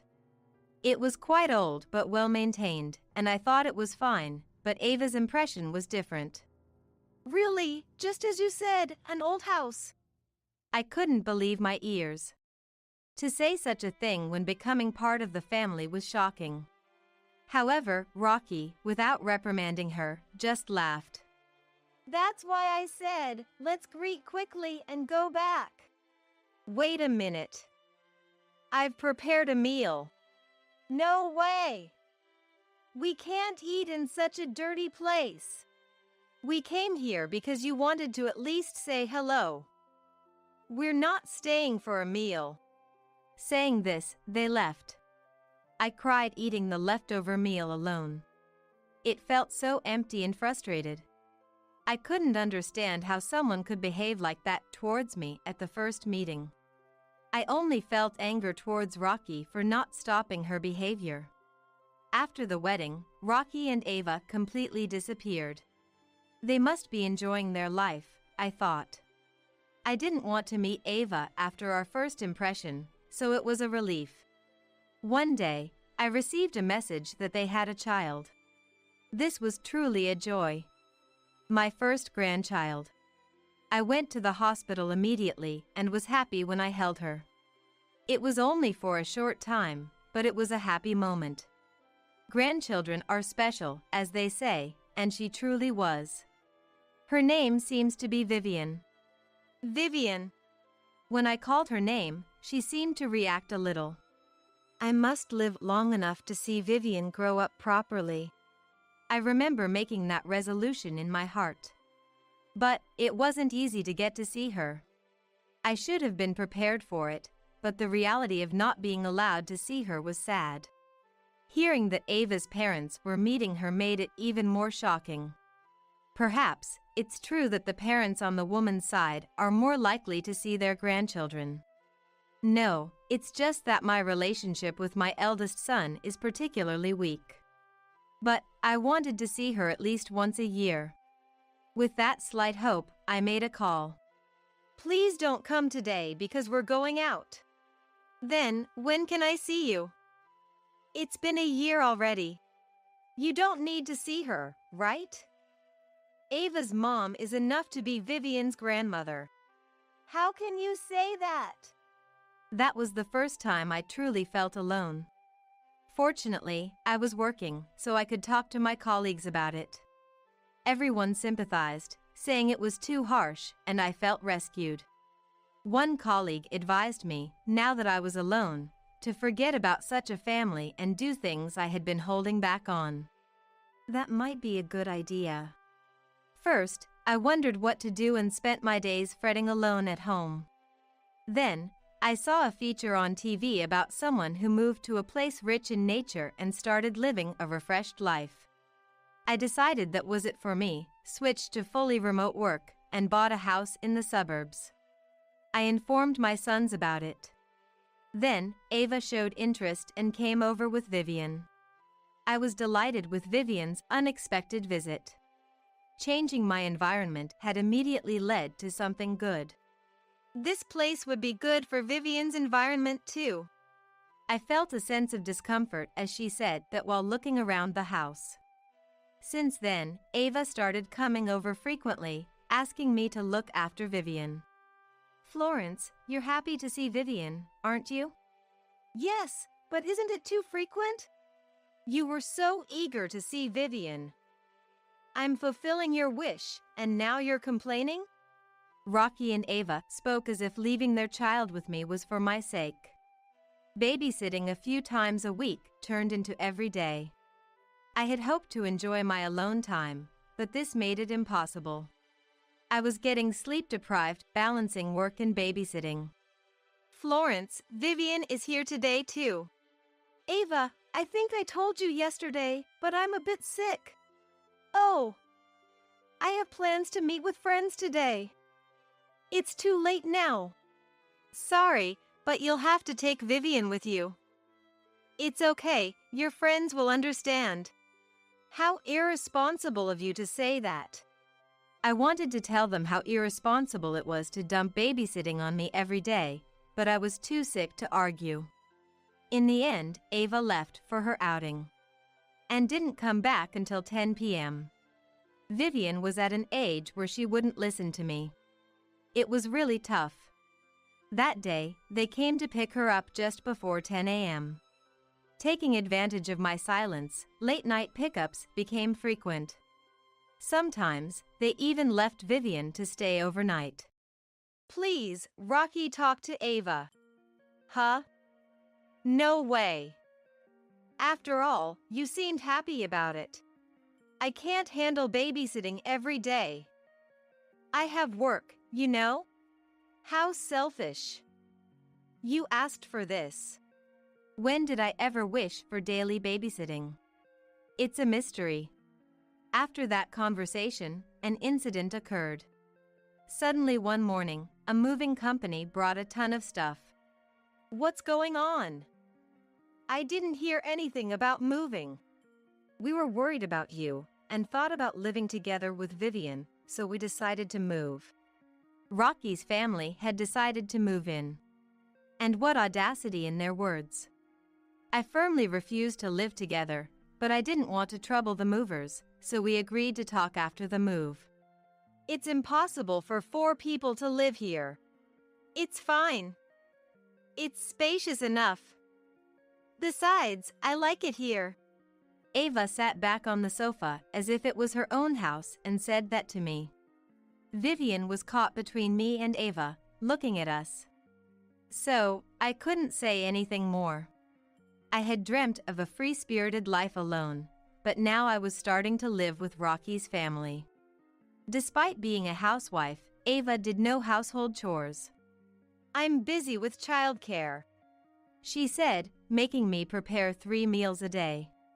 Of course, they didn't give me any money for groceries. If this continues, I'll just be doing whatever they say. Since being at home meant I'd be left with the babysitting duties, I started leaving the house early in the morning to go to work. Even though I had switched to remote work, I was commuting. Florence, weren't you supposed to be fully remote?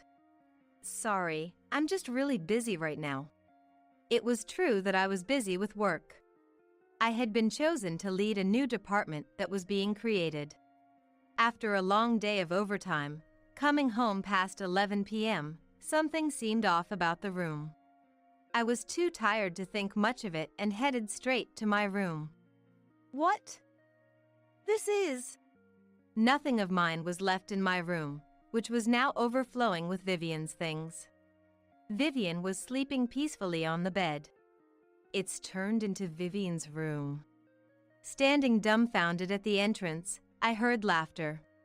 Turning around, Ava and Rocky were standing side by side, smirking at me. I couldn't grasp the situation. Where are my things? We got rid of them. They had kept only the furniture and appliances they liked. Almost everything of mine was thrown away. Really. They hardly brought in any money. We tried selling them at a recycle shop, but were told they were in bad condition. It was embarrassing. The little money we got from it, we'll keep. That's when I realized. These two had been planning to drive me out of this house from the beginning. You're out early in the morning and come back late. You don't need a house, do you? You're trying to kick me out? Did you just realize? Aren't you a bit slow? Or perhaps you're getting dementia. Please, don't be a nuisance to us. This woman is a devil. How could someone do something so cruel? It's unimaginable. I gave up on staying and fighting with Ava and her cohort. So, I should take this as you're kicking me out? Yes. We'll be living here. Think of it as your last act of filial piety and leave. I hadn't received any filial piety. Why should I be the one to perform it? But I kept silent. Are you really okay with this? Even if I'm gone? Florence, did you think we needed you? The most you were useful for was babysitting. The next day, I left the house as if I was being driven out. I hesitated about going to Joseph's house, but considering his reserved nature and the possibility of him cohabiting with someone, it would be unfair to burden him. Reluctantly, I decided to stay in a business hotel near my workplace. That night, Ava and Rocky apparently celebrated driving me out. Florence, you're not thinking of doing anything strange, are you? Don't worry, she's thick-skinned. Alone in the business hotel, I pondered over my situation. The next day, I explained my circumstances to my company and took some time off.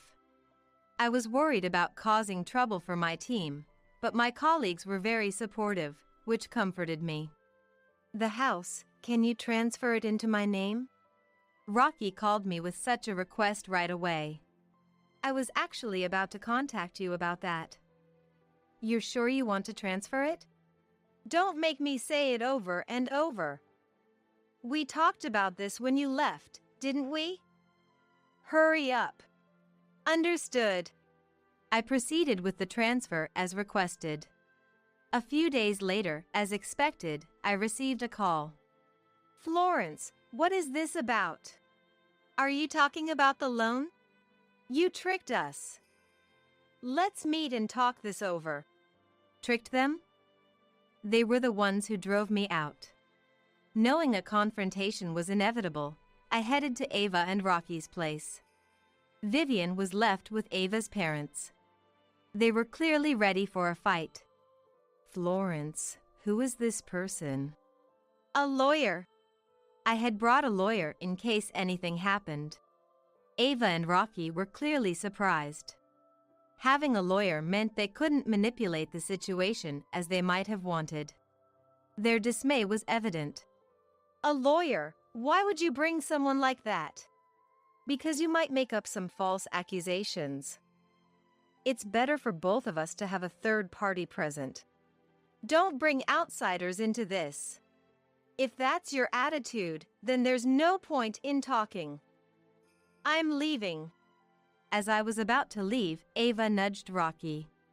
Reluctantly, Rocky stopped me, and the discussion began with the lawyer present. We didn't know there was still a loan to pay. You drove me out, and now you're saying you didn't know. Why are you laughing? Ava stood up angrily. Rocky stopped her and pointed to a voice recorder on the table. Ava sat down again but glared at me the entire time. It was clear from her expression that she was furious. The monthly payment for this house's mortgage is $1,800. Good luck paying it together. $1,800. Mom, how do you have so much money? After you two became adults, I started working more, cut down on living expenses, and began investing.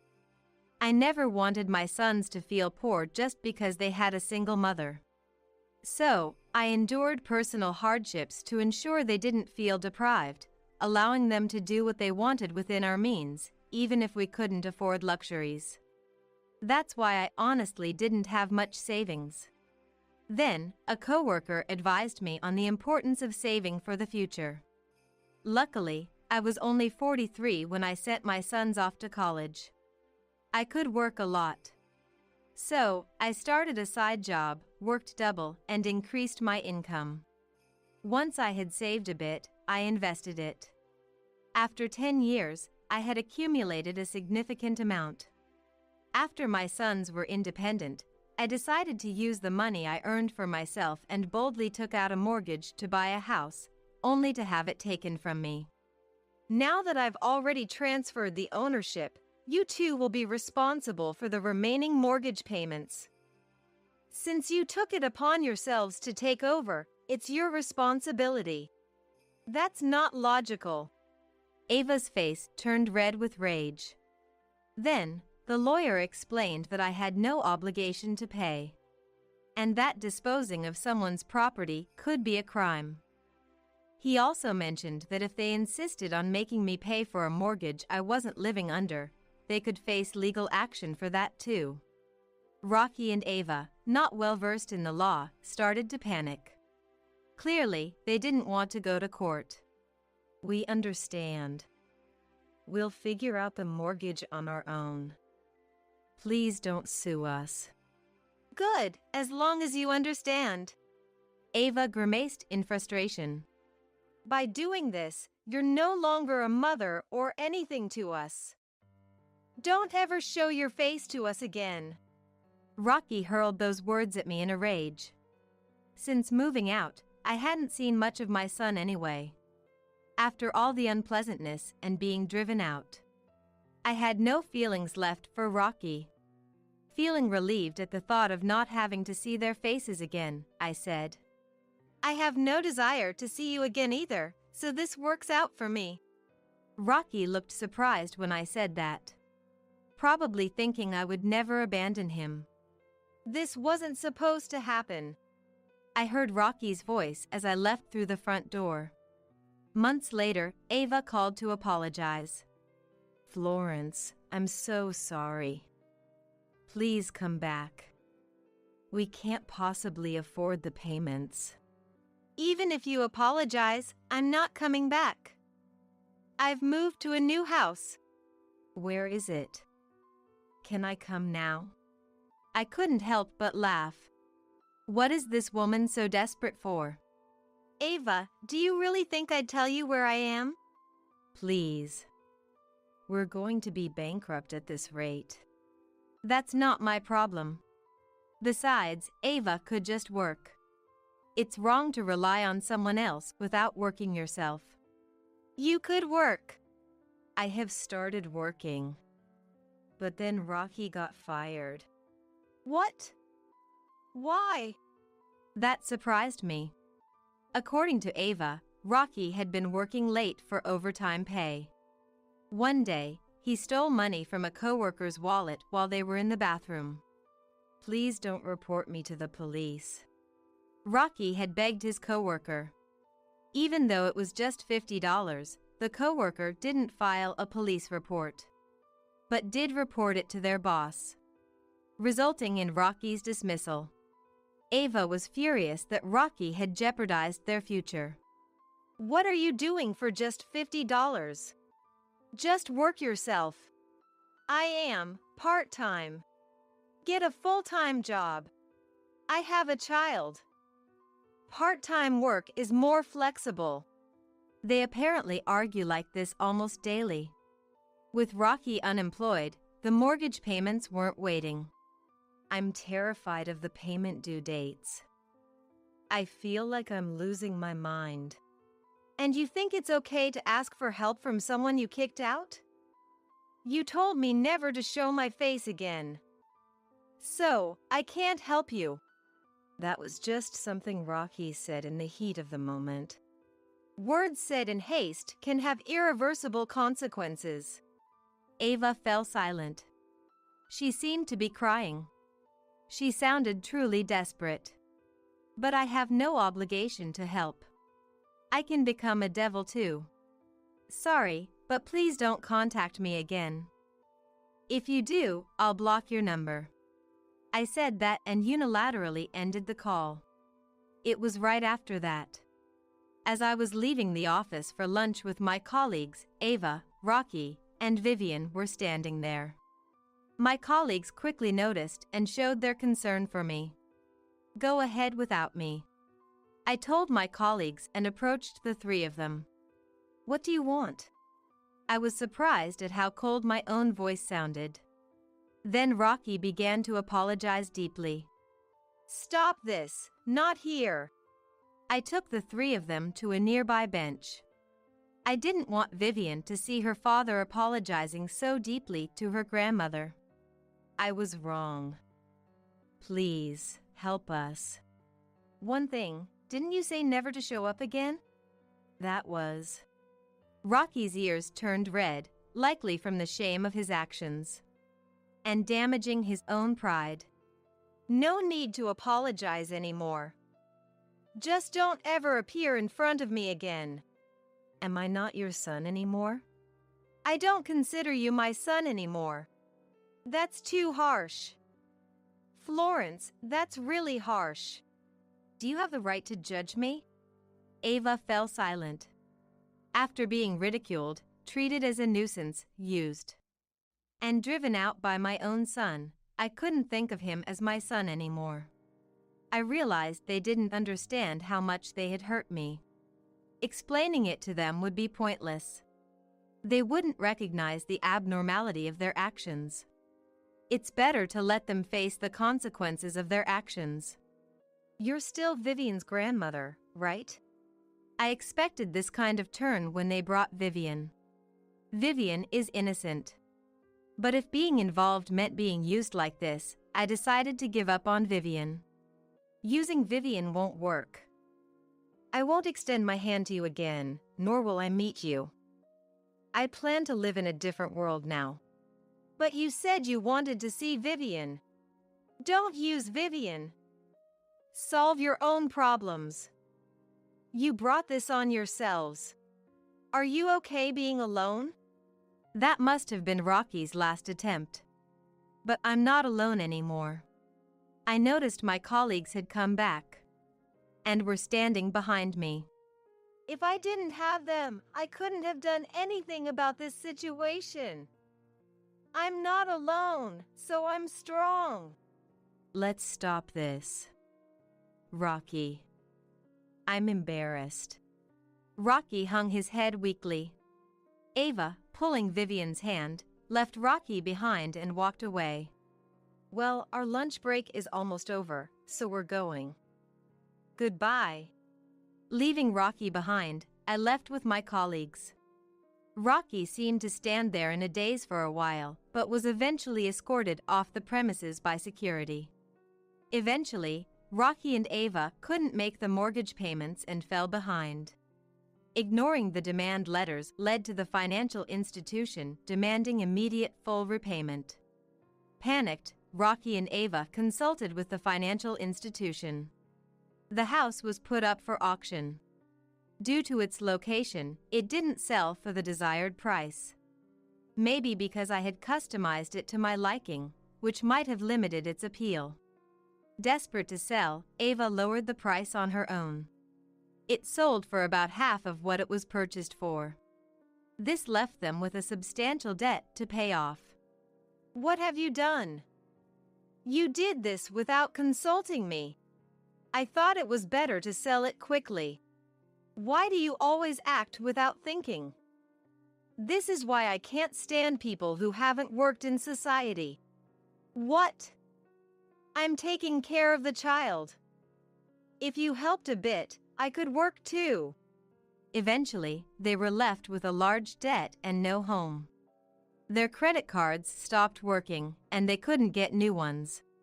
Unable to rent a house, they temporarily stayed with Ava's parents, who kicked them out because Ava didn't contribute to the household or work, using childcare as an excuse. Somehow, Ava's father managed to get them an old apartment, but a tough life awaited them. Ava's family refused to help any further. Ava's father even said not to come back until they had paid off their debts. Vivian ended up being taken care of at Ava's parents' house. I was worried about Vivian, so hearing that brought me relief. With Vivian gone and needing to work, Ava looked for jobs but couldn't find anything. So she ended up cleaning bathrooms at a shopping mall. There, she accidentally ran into a friend from her school days and was laughed at, leading to a humiliating experience. Ava came home crying, and Rocky's cold attitude only added to her stress. Rocky and Ava fought almost every day, often getting scolded by their neighbors because of the noise. Both of them actually wanted a divorce, but Rocky couldn't afford to lose his home, and Ava couldn't handle the debt repayment on her own. When they looked into divorce once, they found an article saying debts could be divided, which made them give up on the idea. Ava had no one to consult with, so she relied on internet articles. These messages were left on my mobile phone's voicemail. After they contacted me again, I decided to block their numbers. Rocky and Ava are still burdened with a huge debt, working every day for repayment. They must regret taking over my house, but it's too late for regrets now. As for me, after staying in a hotel for a few days, I received a call from Joseph out of the blue. He had moved and was calling to give me his new address. When I told him about what had happened for the first time, he was very upset that I hadn't consulted him and invited me to stay at his place. What surprised me was how spacious it was. I knew Joseph had started a business, but I wasn't aware of the details. The company had grown enough to afford a house without me realizing. Now, I'm enjoying my time living with Joseph. He's about to get married, so I'll have to move out. But he surprised me by gifting me a house next to his. He apologized for it being a small house. But I loved the design, it was exactly to my taste. I never knew you understood me so well. I was moved because I thought the reticent Joseph wasn't interested in me. A few days later, I met his fiancée, who was wonderful. She welcomed me living next door. They also welcomed me to live next door. Actually, it was her idea to build the house next to theirs. I'm looking forward to my new home and the new family next door. Even though I lost Rocky, experiencing Joseph's kindness has made me happy. It's unthinkable to ask for food money. Taking money from your family is shameful, you should realize that. As my son's wife shouted, glaring at my husband and me, I thought to myself that what's truly unthinkable is her behavior. Unthinkable indeed, you fool. People say your daughter-in-law is a stranger, and it couldn't be more true. Such a brazen woman, she's not part of my family. The one who silenced my daughter-in-law was a single remark from our beloved grandchild. I am Lily, a 65-year-old housewife. I've been married to my husband Thomas for 40 years. We have 2 sons, both of them have their own families now. My eldest son, Michael, lives nearby. He has an 8-year-old daughter, but we rarely see her due to her busy school schedule. However, the last person you want to see is often the one who shows up uninvited. Lily, do you have anything you don't need? I'll take it off your hands. The loud one at the front door is Michael's wife, Emma. I've disliked her ever since my son married her. Looking back, she was always a bit off. She boldly asked about my husband's salary and our savings. Emma, you shouldn't ask such things, even to family. It can upset people. I once said to her, in a lecturing tone. Eh? Why not? We're family. My parents tell me everything. Oh, by the way, they said they hardly have any savings. Seeing her laugh, I felt drained. Later, my younger son's wife said, Lily, I need to talk to you about my sister-in-law. The content was unbelievable. At that time, she was struggling to conceive and was undergoing treatment. Why don't you have kids? You should have them while you're young. It gets harder as you get older. Such meddling made her neurotic. Even when Michael scolded his wife, she showed no remorse. I was just giving advice as a mother, she defiantly claimed. But after successful treatment, a grandson was born to my younger son. Then, this time, Emma sent a message.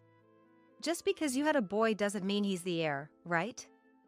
My daughter is the first grandchild and the eldest son Michael's child. To the second son's wife soon after giving birth. This incident caused my younger son's family to move away, reducing our meetings to a few times a year. Children grow up watching their parents, and looking at Emma's parents, it might not be entirely false. My husband sighed deeply. Emma's parents, living in the countryside, were equally strange. Every year at Thanksgiving, we send gifts to those who've been kind to us, including Emma's parents. One year, I received a phone call from Emma's parents. Hello? I was taken aback. So, the assortment of sweets and towels is fine, but we were thinking meat would be better, right? What is she talking about?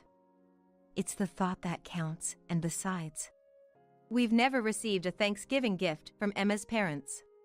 Yet, they had the audacity to say such things. I was hesitant, but when I told Michael about the call, he immediately scolded his wife. I should have told you what they like. Sorry. Next year, please send them their favorite things. I was stunned by her audacious response. Emma, that's not the point. We sent those gifts with love, but both my husband and I felt very offended. We never receive anything from your parents, so we'll refrain next year. We don't want to impose, I said and abruptly hung up the phone. Emma's causing friction in our family. She's odd, we should keep our distance. But contrary to my wishes, when my granddaughter Aria started elementary school, Michael's family moved close to our house. This house will be well taken care of by our family. Lily, you and your husband can comfortably move into a home for the elderly. When she said this with a smile, both my husband and I were speechless. In essence, she meant they wouldn't care for us but would take the house. We didn't expect care from them, especially not from Emma. But living nearby meant we'd frequent use the same supermarket. When I go shopping, there's an 80% chance I run into Emma. Oh? Lily, are you shopping too? What a coincidence, so am I. Emma says this, but I'm not a fool either. She must have seen me leaving our apartment for the supermarket. And her goal was clear, just one thing. These, I saw on TV. They were delicious. This is also recommended. And this too. She would unceremoniously add items to my shopping cart. I live with just my husband, we can't eat all of these. Even I put things back, she'd quickly return them to my cart, saying, "It's fine, I'll take them, don't worry about it." Fine for what? I thought, but with neighbors and friends working at the supermarket, I couldn't raise my voice. After I paid, she brazenly opened the packages as if they were her share and stuffed them into plastic bags, then into her own shopping bags. Even with a 10-pack of eggs, she'd say, "You can't eat all these, right? I'll take some." And open the pack herself. That finally made me angry. I use eggs every day, it's okay. Please give them back. And this meat too, I'll freeze any leftovers. When I said this, Michael and Aria both love eggs. I want them to eat a lot. And meat too. But, Michael's salary has been cut recently. She showed a visibly downcast appearance. Looking at her shopping bag, it was mostly discounted items. Because of her loud voice, other shoppers looked at us strangely. On a day I didn't encounter her at the supermarket, a neighbor working there stopped me to say, "Can't you do something about your son's wife? Asking for more discounts, not listening when we say we don't put sale stickers on items in the cart." Her embarrassing behavior made me feel like my face was on fire. Give me a break. My head's going to explode. Most of my conversations with my eldest son Michael became about his wife. That weekend, Michael and his unusually serious-faced wife Emma came over. As soon as she entered the room, "Lily, I got too comfortable thinking we're family. I'm sorry for the trouble at the supermarket. I'll refrain from such embarrassing behavior from now on. Is this really the same woman? She seemed genuinely remorseful. I later learned from my son that they had a serious fight. He threatened divorce if there wasn't an improvement, which seemingly changed her attitude. Life was peaceful for a while. But people don't change that easily. After that, I felt awkward using the supermarket, so I started ordering groceries online. Then, my son's wife began bringing my granddaughter Arya to visit regularly. Grandma, I drew this. She showed us a well-drawn picture. Oh my. Arya, your colored pencils are quite short. I remarked.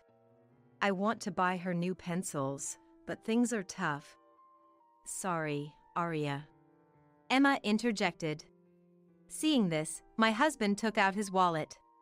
Here, buy Arya some new pencils with this. And gave her a small amount of money. She continued visiting, saying Arya's shoes were too small or she needed new clothes, always appealing to us.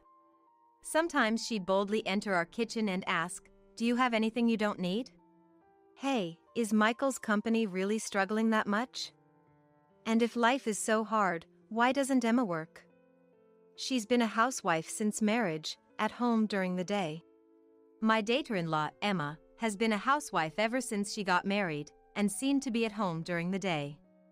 If she could use that time for part-time, her life would be a little easier. My husband and I often discussed this. That's the point. Then, out of the blue, my eldest son's family came over. We're thinking of moving in here. A completely unexpected proposition. My husband and I exchanged glances. Sorry to spring this on you, Dad, Mom. Emma suddenly started insisting on living together. See, you got your way. Let's go home. My son tried to take her home, but she stubbornly refused, and it was getting nowhere. My husband, having had enough, said, "If you're that insistent, we won't ask for rent. But you'll have to split the food costs with us. We're living on a pension, after all." Then, she stopped in her tracks. It's unthinkable to ask for food money. Taking money from your family is shameful, you should realize that. She came back with an outrageous response. Aren't you the one who should be embarrassed? And then, if that's how you feel, then we are done as of today. And of course, I'll never let you see Arya again. I watched her fury in silence. Thinking back, ever since she came into our lives, I've never had a day of peace. I've tolerated her because she's my eldest son's choice, but now I've reached my limit. I'll only cut ties with her alone and secretly ask Michael to let us meet our granddaughter. When I was thinking this, hey, what does disowning mean? Like, not seeing each other anymore? If that's the case, I want to disown Mom. Everyone was shocked by my granddaughter Arya's words. Eh? Arya, what are you saying? Especially Emma, who looked astonished. Because, Mom, do you know what my friends call you? The beggar. Sometimes they laugh at me, and I don't want to go to school. The one who's embarrassing is you. Arya's face looked like she was about to cry. Apparently, Emma had been making begging attacks on the parents of Arya's friends too. Besides, you buy things you like, but my clothes and shoes are old. You said you'd buy me new colored pencils, but you never do. Hearing this, I asked, Eh? What do you mean? We gave you money to buy Arya colored pencils, didn't we? I can't believe it, but did you use it for yourself? My eldest son's wife made an uncomfortable face and replied, No. I used it for living expenses. It's hard to get by on just Michael's salary. My son immediately said, What money? And you always say that, so I've been working hard. I've been promoted twice since we got married. How much do you need to be satisfied? Or is this about divorce? I told you, if you cause any more trouble for my family or others, there won't be a next time. Above all, you've hurt Arya. You're a failure as a mom. With his cold words, Emma's eyes filled with tears. But I can't help it. We were poor growing up. I couldn't have what I wanted. Now I'm an adult. I want to eat and buy what I like. What's wrong with that? To her crying hysterically, I said, Don't be ridiculous. Making your child suffer while satisfying your own desires is just an excuse. I have no blood relation to you, and I would have welcomed a good daughter-in-law, but honestly, I only care about Michael and Arya. A foolish woman like you, I disown you. And with that, she was taken back home by Michael. She probably thought living in our house would save on living expenses. What a joke. We decided to take care of our granddaughter Arya for a while. Because Emma had said, You're an ungrateful child for repaying kindness with ingratitude. To her daughter. Thinking she is doing her child a favor just shows she is finished as a mom.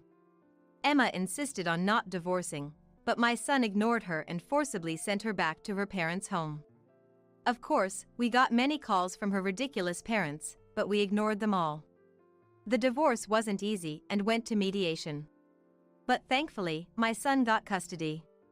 That's because her arguments were terrible, all about wanting to stay a housewife and not wanting to divorce, with no thought for Arya. Also, my son hadn't told us, but he had been living a repressed life, documented in his diaries.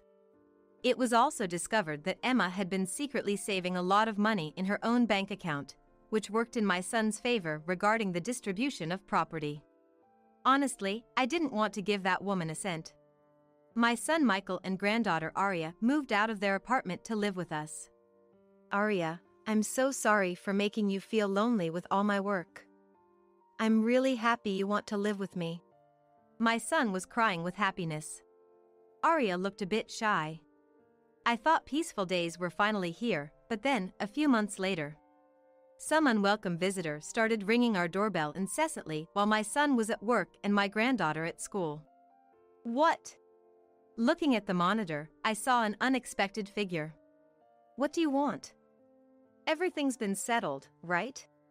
Opening the door, there stood Emma, my former daughter-in-law, and her parents, faces filled with anger. Settled? Don't be ridiculous. Why haven't you paid child support? Emma's mom's words confused us. Excuse me? We're raising Arya here.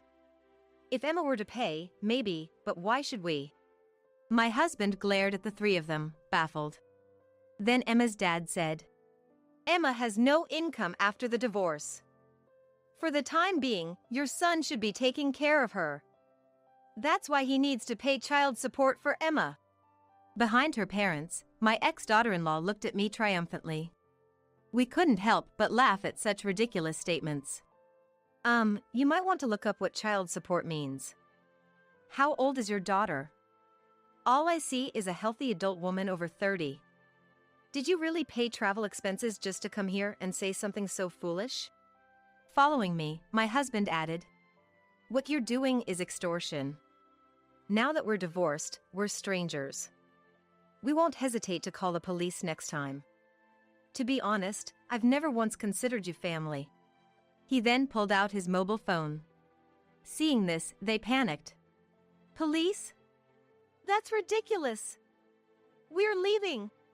And they left hastily, almost fleeing. Watching them go, we mused. Those parents seemed normal until the marriage, but you really can't understand people. Child support for a wife? Never heard of such a thing. That woman, crazy till the end. We laughed for a while, remembering their foolish faces. Apparently, Emma's family was struggling financially. Unbeknownst to us, they had been recipients of TANF for years, receiving it under the pretense of the dad's mental illness. However, it was revealed as fraud following an anonymous tip. They were all healthy, they should have been working. It's infuriating to think such people were getting money meant for those truly in need. They were working and paying fines for a while, but people don't change easily. They were arrested for theft a few months later. They're strangers now, but I hope they continue to struggle. As for us, We've been living peacefully as if it was all a lie. Arya has brightened up and brings friends home more often. Furthermore, my younger son's family decided to move back here for his job transfer. I've been in touch with my daughter-in-law. Lily, please teach me cooking again. My son is thrilled that he'll get to see everyone more. And he's so excited to play with his cousin Arya after we move. Looking back, I saw the grandchildren playing happily together, a smile naturally forming on my face. Then, 3 years after the divorce, my son Michael remarried. Her name is Elizabeth, introduced by a friend. She was mistreated by her ex-husband and his family for not being able to have children. Elizabeth is kind and gentle, getting along well with my younger son's wife. Above all, I miss my grandchild Arya very much, and we prepare meals together. Arya shyly called me Mom for the first time the other day. I thought I would never be able to be Mom, so I was so happy. Elizabeth teared up as she told me. I gently patted her back. I'm truly happy that someone as kind-hearted as you became Michael's wife and Arya's mom. Thank you, Elizabeth. Soon, my son's family will move to a new home. Not too far from here. Michael and Arya had a hard time with his ex-wife, but with Elizabeth, they'll surely have peaceful days. My husband and I are planning to start a small garden when we're alone. It seems we'll be able to spend our old age in peace. Thinking about this, I savored our current happiness. I want a divorce. Fine, but I'm not paying any alimony in a divorce trial, you know? You don't work, so you must not have any money. Are you okay with that? More than money, protecting my own happiness is much more important. I don't want to stay in this house, nor do I want to live with this man. I'll definitely divorce and make you regret it. My name is Carolina. I was born and raised in the countryside, 58 years old, and picking mountain vegetables becomes my hobby when the weather gets warm. I love the peaceful countryside air, but there was a time in my life when I resented being from the countryside. Back then, I was in my 20s. After graduating high school, I got a job at a local department store, a position only offered to top students. I believe I lived a more glamorous life than others my age. Then one day, my boss said, "A VIP customer is coming." And I was assigned to assist a certain individual. That was my husband, Louis. Louis's family had produced a member of parliament, and even though Louis's direct family wasn't in politics, they were a well-known local business family. As the eldest son, Louis was set to inherit the family business and had significant influence locally. However, in the larger scope, their business was just one of many competitors. In the city, they would probably be overshadowed. Yet, in our area, Louis was something like a local king. But it was this assignment in the store that led to Louis taking a fancy to me. People around me said things like, "Marrying a rich man, you're so lucky, your future is secure." But I wasn't happy at all. Louis's family, the Warners, had a lot of bad rumors because of their influence locally. Arrogant, quick to fire employees they didn't like, secretly dating several pretty female employees. How much of it was true, I, a recent high school graduate, couldn't tell. But where there's smoke, there's fire. There must be some truth to the issues they faced. Louis's approach was persistent, no, passionate, and he often waited in his car outside my workplace until I finished work. He gave me bouquets, treated me to dinners at fancy restaurants, various ways of showing his affection. However, as I talked more with Louis, I started to think. Despite all the rumors about his family, maybe he's a serious and good person? So, I started dating him, and eventually, we got married. Right after our marriage, my in-laws gifted us a house. They said it was a wedding present. I was used to more modest wedding gifts, so it surprised me. Louis accepted it as if it were normal. I realized then that we lived in different worlds. I never imagined that this house would turn out to be akin to a devil's dwelling. After moving in with Louis, his mother, Catherine, started visiting our home frequently. Mostly without a specific reason, I just had to listen to her complaints about my father-in-law, Hector, all day. Apparently, Catherine had many issues with Hector. He doesn't pay attention to her, isn't grateful, even the argument they had 10 years ago. There's no end to Catherine's unpleasant stories. Not only about Hector but also about the family driver's way of speaking, the attitude of the company secretary, even the neighbor's clothing. She found something to complain about in everything. It was stressful having to listen to these stories every time. Even it would be still acceptable if you're helping with a family business. It's a disgrace to work outside as a Warner family daughter-in-law. As she said so, I had quit my job at the department store after getting married, so I had no way to avoid her frequent visits. Initially, she visited mostly on weekdays when Louis was away, but gradually she started coming over on weekends too. That probably wasn't good. Even though we were newlyweds, Louis began spending more time away from home. Catherine doted on him. Regarding our marriage, she had said, "I wouldn't have allowed it if she wasn't a woman I approved of." And there were quite strict conditions for a marriage partner. I wasn't highly educated, from a good family, or skilled in household chores as she wanted, but my ordinary face and knowing my place were preferred. A son's wife shouldn't be opinionated, always walk behind the men of the Warner family, it seems. Perhaps because I wasn't too flashy, my ordinary face was favored. My demeanor. I was just scared to speak with someone from a powerful family, but they took it as knowing my place. Thanks to that, now I can't say, "Catherine, I've heard this complaint from you before." Half a year into the marriage, Louis hardly came home, and I started to wonder if I married him or Catherine.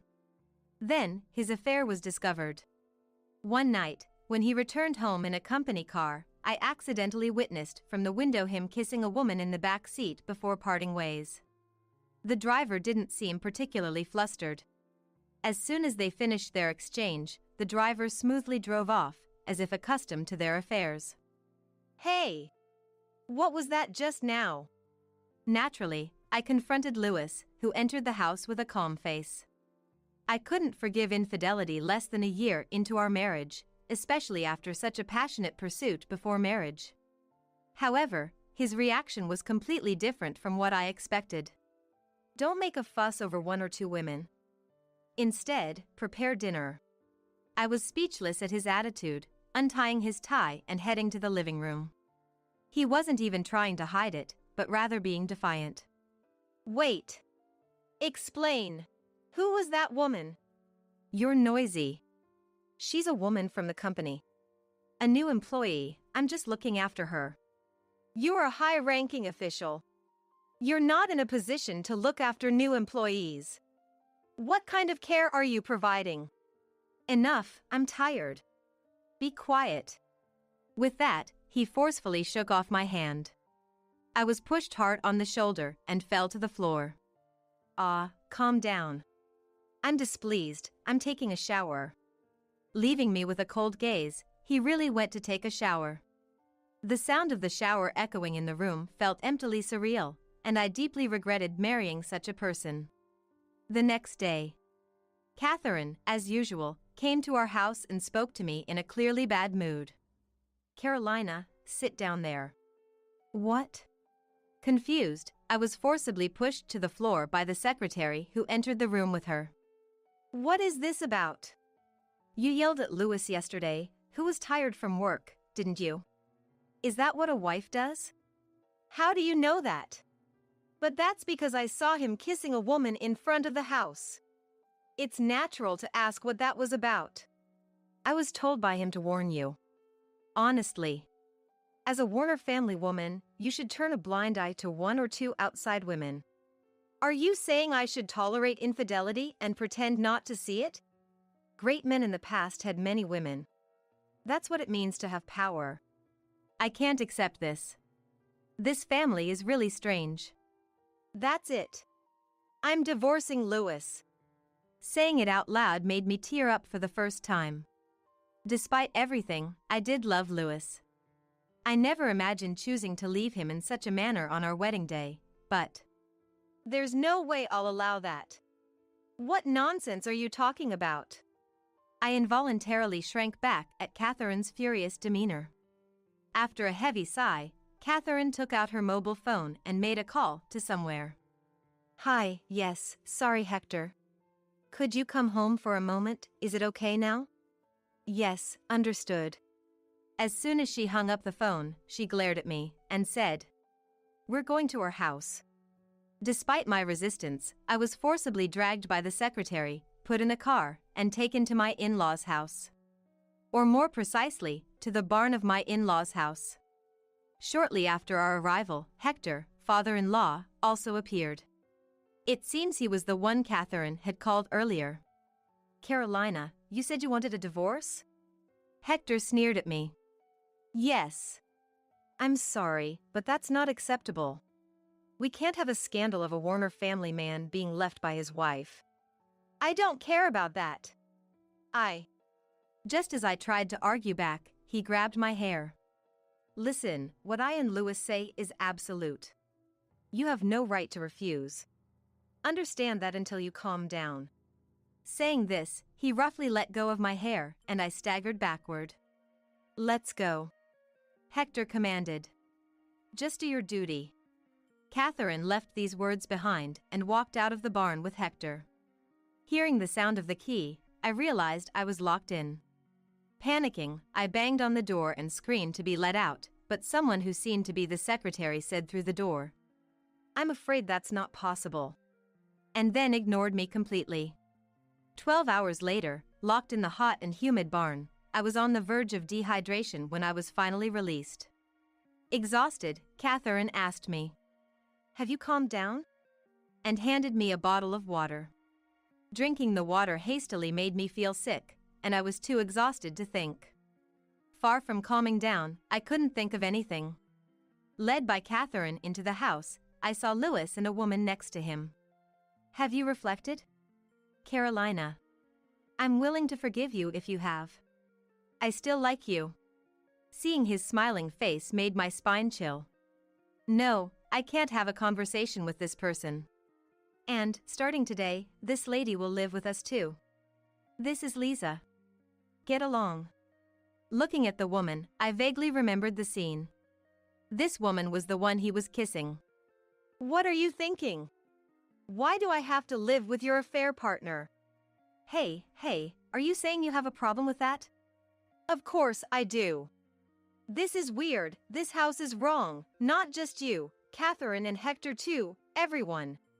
The atmosphere in the room froze with my words. But I didn't think I was wrong at all. How dare you? To disrespect not just Louis but Hector too.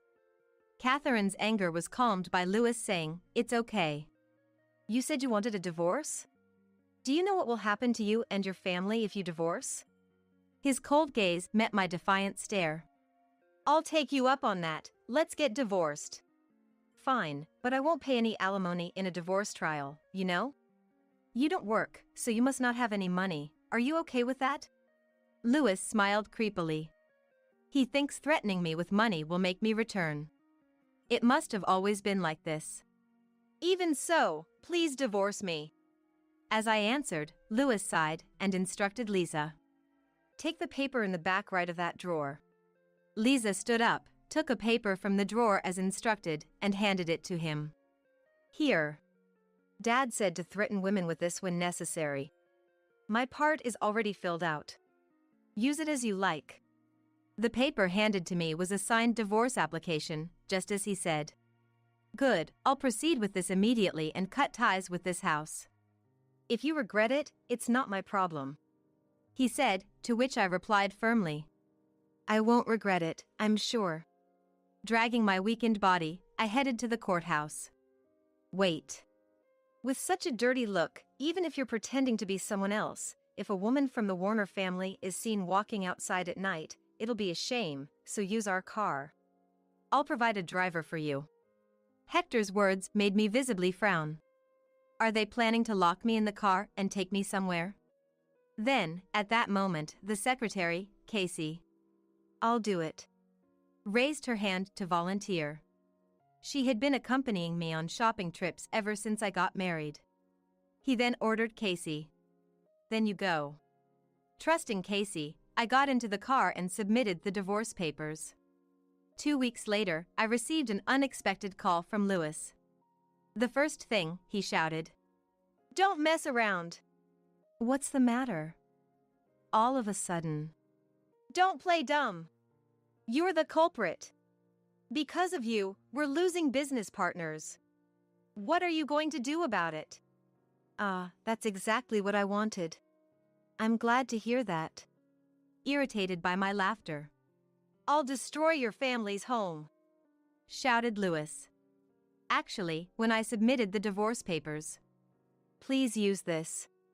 Casey handed me a pen in the car. Inside it was footage of me being lectured by Catherine about Louis's infidelity, being forcibly taken to the car by a male secretary, and then locked in the barn. It also included the moment Louis said he wanted to live with his mistress. Casey's sister was almost forced to become Hector's mistress and was fired from the group company when she refused. Casey and her sister had different last names due to their parents' divorce, so no one realized they were sisters. She had been waiting for a chance for revenge. Always carrying a pen-shaped mini-camera in her breast pocket just in case. Your treatment by Carolina was too harsh. I like you because you're kind and always thank the secretary. This should keep your family safe. Feel free to use it as you wish. Please take it with you, she said, entrusting me with the data. With this perfect material, I contacted a friend who worked at a publishing house to expose the reality of that house. I had planned to do this after the divorce anyway, but I was thankful to have evidence of the terrible treatment I received. I sold the data to a magazine, and the ruthless reality of the family was spread not only in magazines and newspapers but also on social media.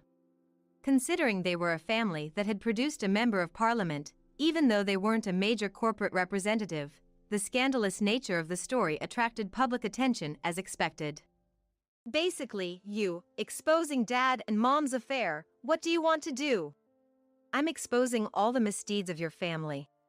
If there's any power left in your family, I would have been completely destroyed along with my family, right? I just took up arms to protect my family. Got a problem with that? I had heard from Catherine's complaints every day that she actually has a lover. Initially, it started with Hector's infidelity, and as revenge, Catherine also cheated. Catherine, at 68 years old, had a lover in his 20s. She was quite smitten, apparently showering him with gifts. Catherine said, "If it weren't for the ties to this house, we would have been married long ago." But frankly, to the lover, Catherine was probably just a wallet.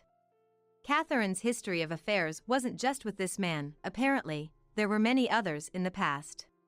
While she claimed it was revenge against Hector, Catherine seemed to enjoy it just as much. It was mutual. Because of you, Dad is even saying he'll divorce Mom. It's your fault. I thought Warner family members weren't allowed to divorce. If your dad can't endure it anymore and easily changes his opinion, that's pretty small-minded. Shut up. The person who caused this shouldn't be acting so high and mighty. The cause, don't make me laugh. It's your parents who messed up with their constant affairs, and you for cheating, leading to our divorce. What will you do if this house falls apart? I'm the only one inheriting this house and company. If it continues like this, I'll lose everything. Louis's voice gradually turned to tears. It's his fault, so I wish he wouldn't cry so pathetically. Duh. If you care so much about your family and company, why not just pull yourself together and rebuild them if they collapse? Don't you have any thoughts of starting over? It's unattractive to be unable to do anything unless you're at an advantage from the start. Shut up. A commoner like you couldn't possibly understand what it feels like for me, who has been burdened with the expectations of being an heir since childhood, to have my promised future taken away. Do you really think you were the only one expected to be an heir? Of course. Well, yes, you're the only decent son. What do you mean? I'm an only child, you know that. No, you have an older half-brother with a different father. What? Don't lie. What are you talking about? After our divorce, I hired a private detective who was an acquaintance of my parents. Your family is so well known that I didn't even need a detective to find all sorts of information. An older brother for me? Don't joke. I've never heard such a thing. As he was infuriated, I patiently explained to him about the existence of his brother. But it's true. Your family's former housekeeper, Joanne, you know her, right? Hector had a child with her. He was speechless at my words. Joanne, she. He was clearly interested in the familiar name I mentioned over the phone. Well, he never acknowledged the child legally because my legal wife doesn't have children yet. Catherine, who was newly married at the time, was very against it. Catherine had you, but Hector preferred Joanne's child, whom he had first. He even told people he wanted that child to inherit the family business. Eventually, that didn't happen, and reluctantly you were born as the heir. Your family is like a drama, really. At this point, Louis whispered, "That can't be true," in a small voice. But unlike before, his tone conveyed that he didn't think my story was false. Now, here's the question. Huh? Louis reacted with an obviously displeased voice when I suddenly started joking. Who really carries the blood of the Warner family? What do you mean? You are the child of Catherine's affair. What? When she found out about Joanne's pregnancy, she got back at Hector by getting pregnant with a man who was a driver at the time. That child was you. That's impossible. It's true, Hector didn't notice, but my investigation found people who knew about Catherine and your real father at the time. No. That's a lie. I'm the only heir to this house. Otherwise, what was all my effort for? Louis wailed like a child throwing a tantrum. That's why the real heir is Joanne's child. Not a drop of Hector's blood in you. If you doubt it, do a DNA test yourself. Well, it will be interesting to see what you, a stranger by blood, will do with that irredeemable house from now on. Good luck. Bye-bye. I couldn't hide my smile as I cheerfully said goodbye to him and hung up the phone. Louis must have been shocked. He stayed silent. Then, my leak sparked other magazines to talk about Louis's family scandal. It was revealed that Louis was not of the Warner blood, Hector's tax evasion, and Catherine's verbal abuse to the driver. My plan worked faster than I thought. Louis's family fell into decline, closing all their businesses. Locally known as the no-good family, they fled the town and dispersed, now living modestly. While the relatives live modestly, Louis struggles to find a job due to his widespread exposure in magazines. He tried to command his former subordinates to find him work, but no one listens to a powerless Louis. His actions ended up in magazines, leaving him unemployed. Hector and Catherine divorced, entangled in disputes over alimony from the divorce. It was an ugly family till the end. As for me, I asked to be rehired at the department store where I worked before marriage. After that, I focused on my career, advancing smoothly. When I reached a certain age, I attended a middle school reunion and met a classmate attending for the first time in his 40s. He was not good at socializing and a man of few words. But his unpretentiousness was exactly what I found appealing and trustworthy. Thanks to that, my second marriage is going very well. The first marriage was full of struggles, but because of that, I learned to be discerning. Being single for a while allowed me to meet my current husband. In a way, my life hasn't been a waste. I even feel a little grateful to Louis. That's how I feel now.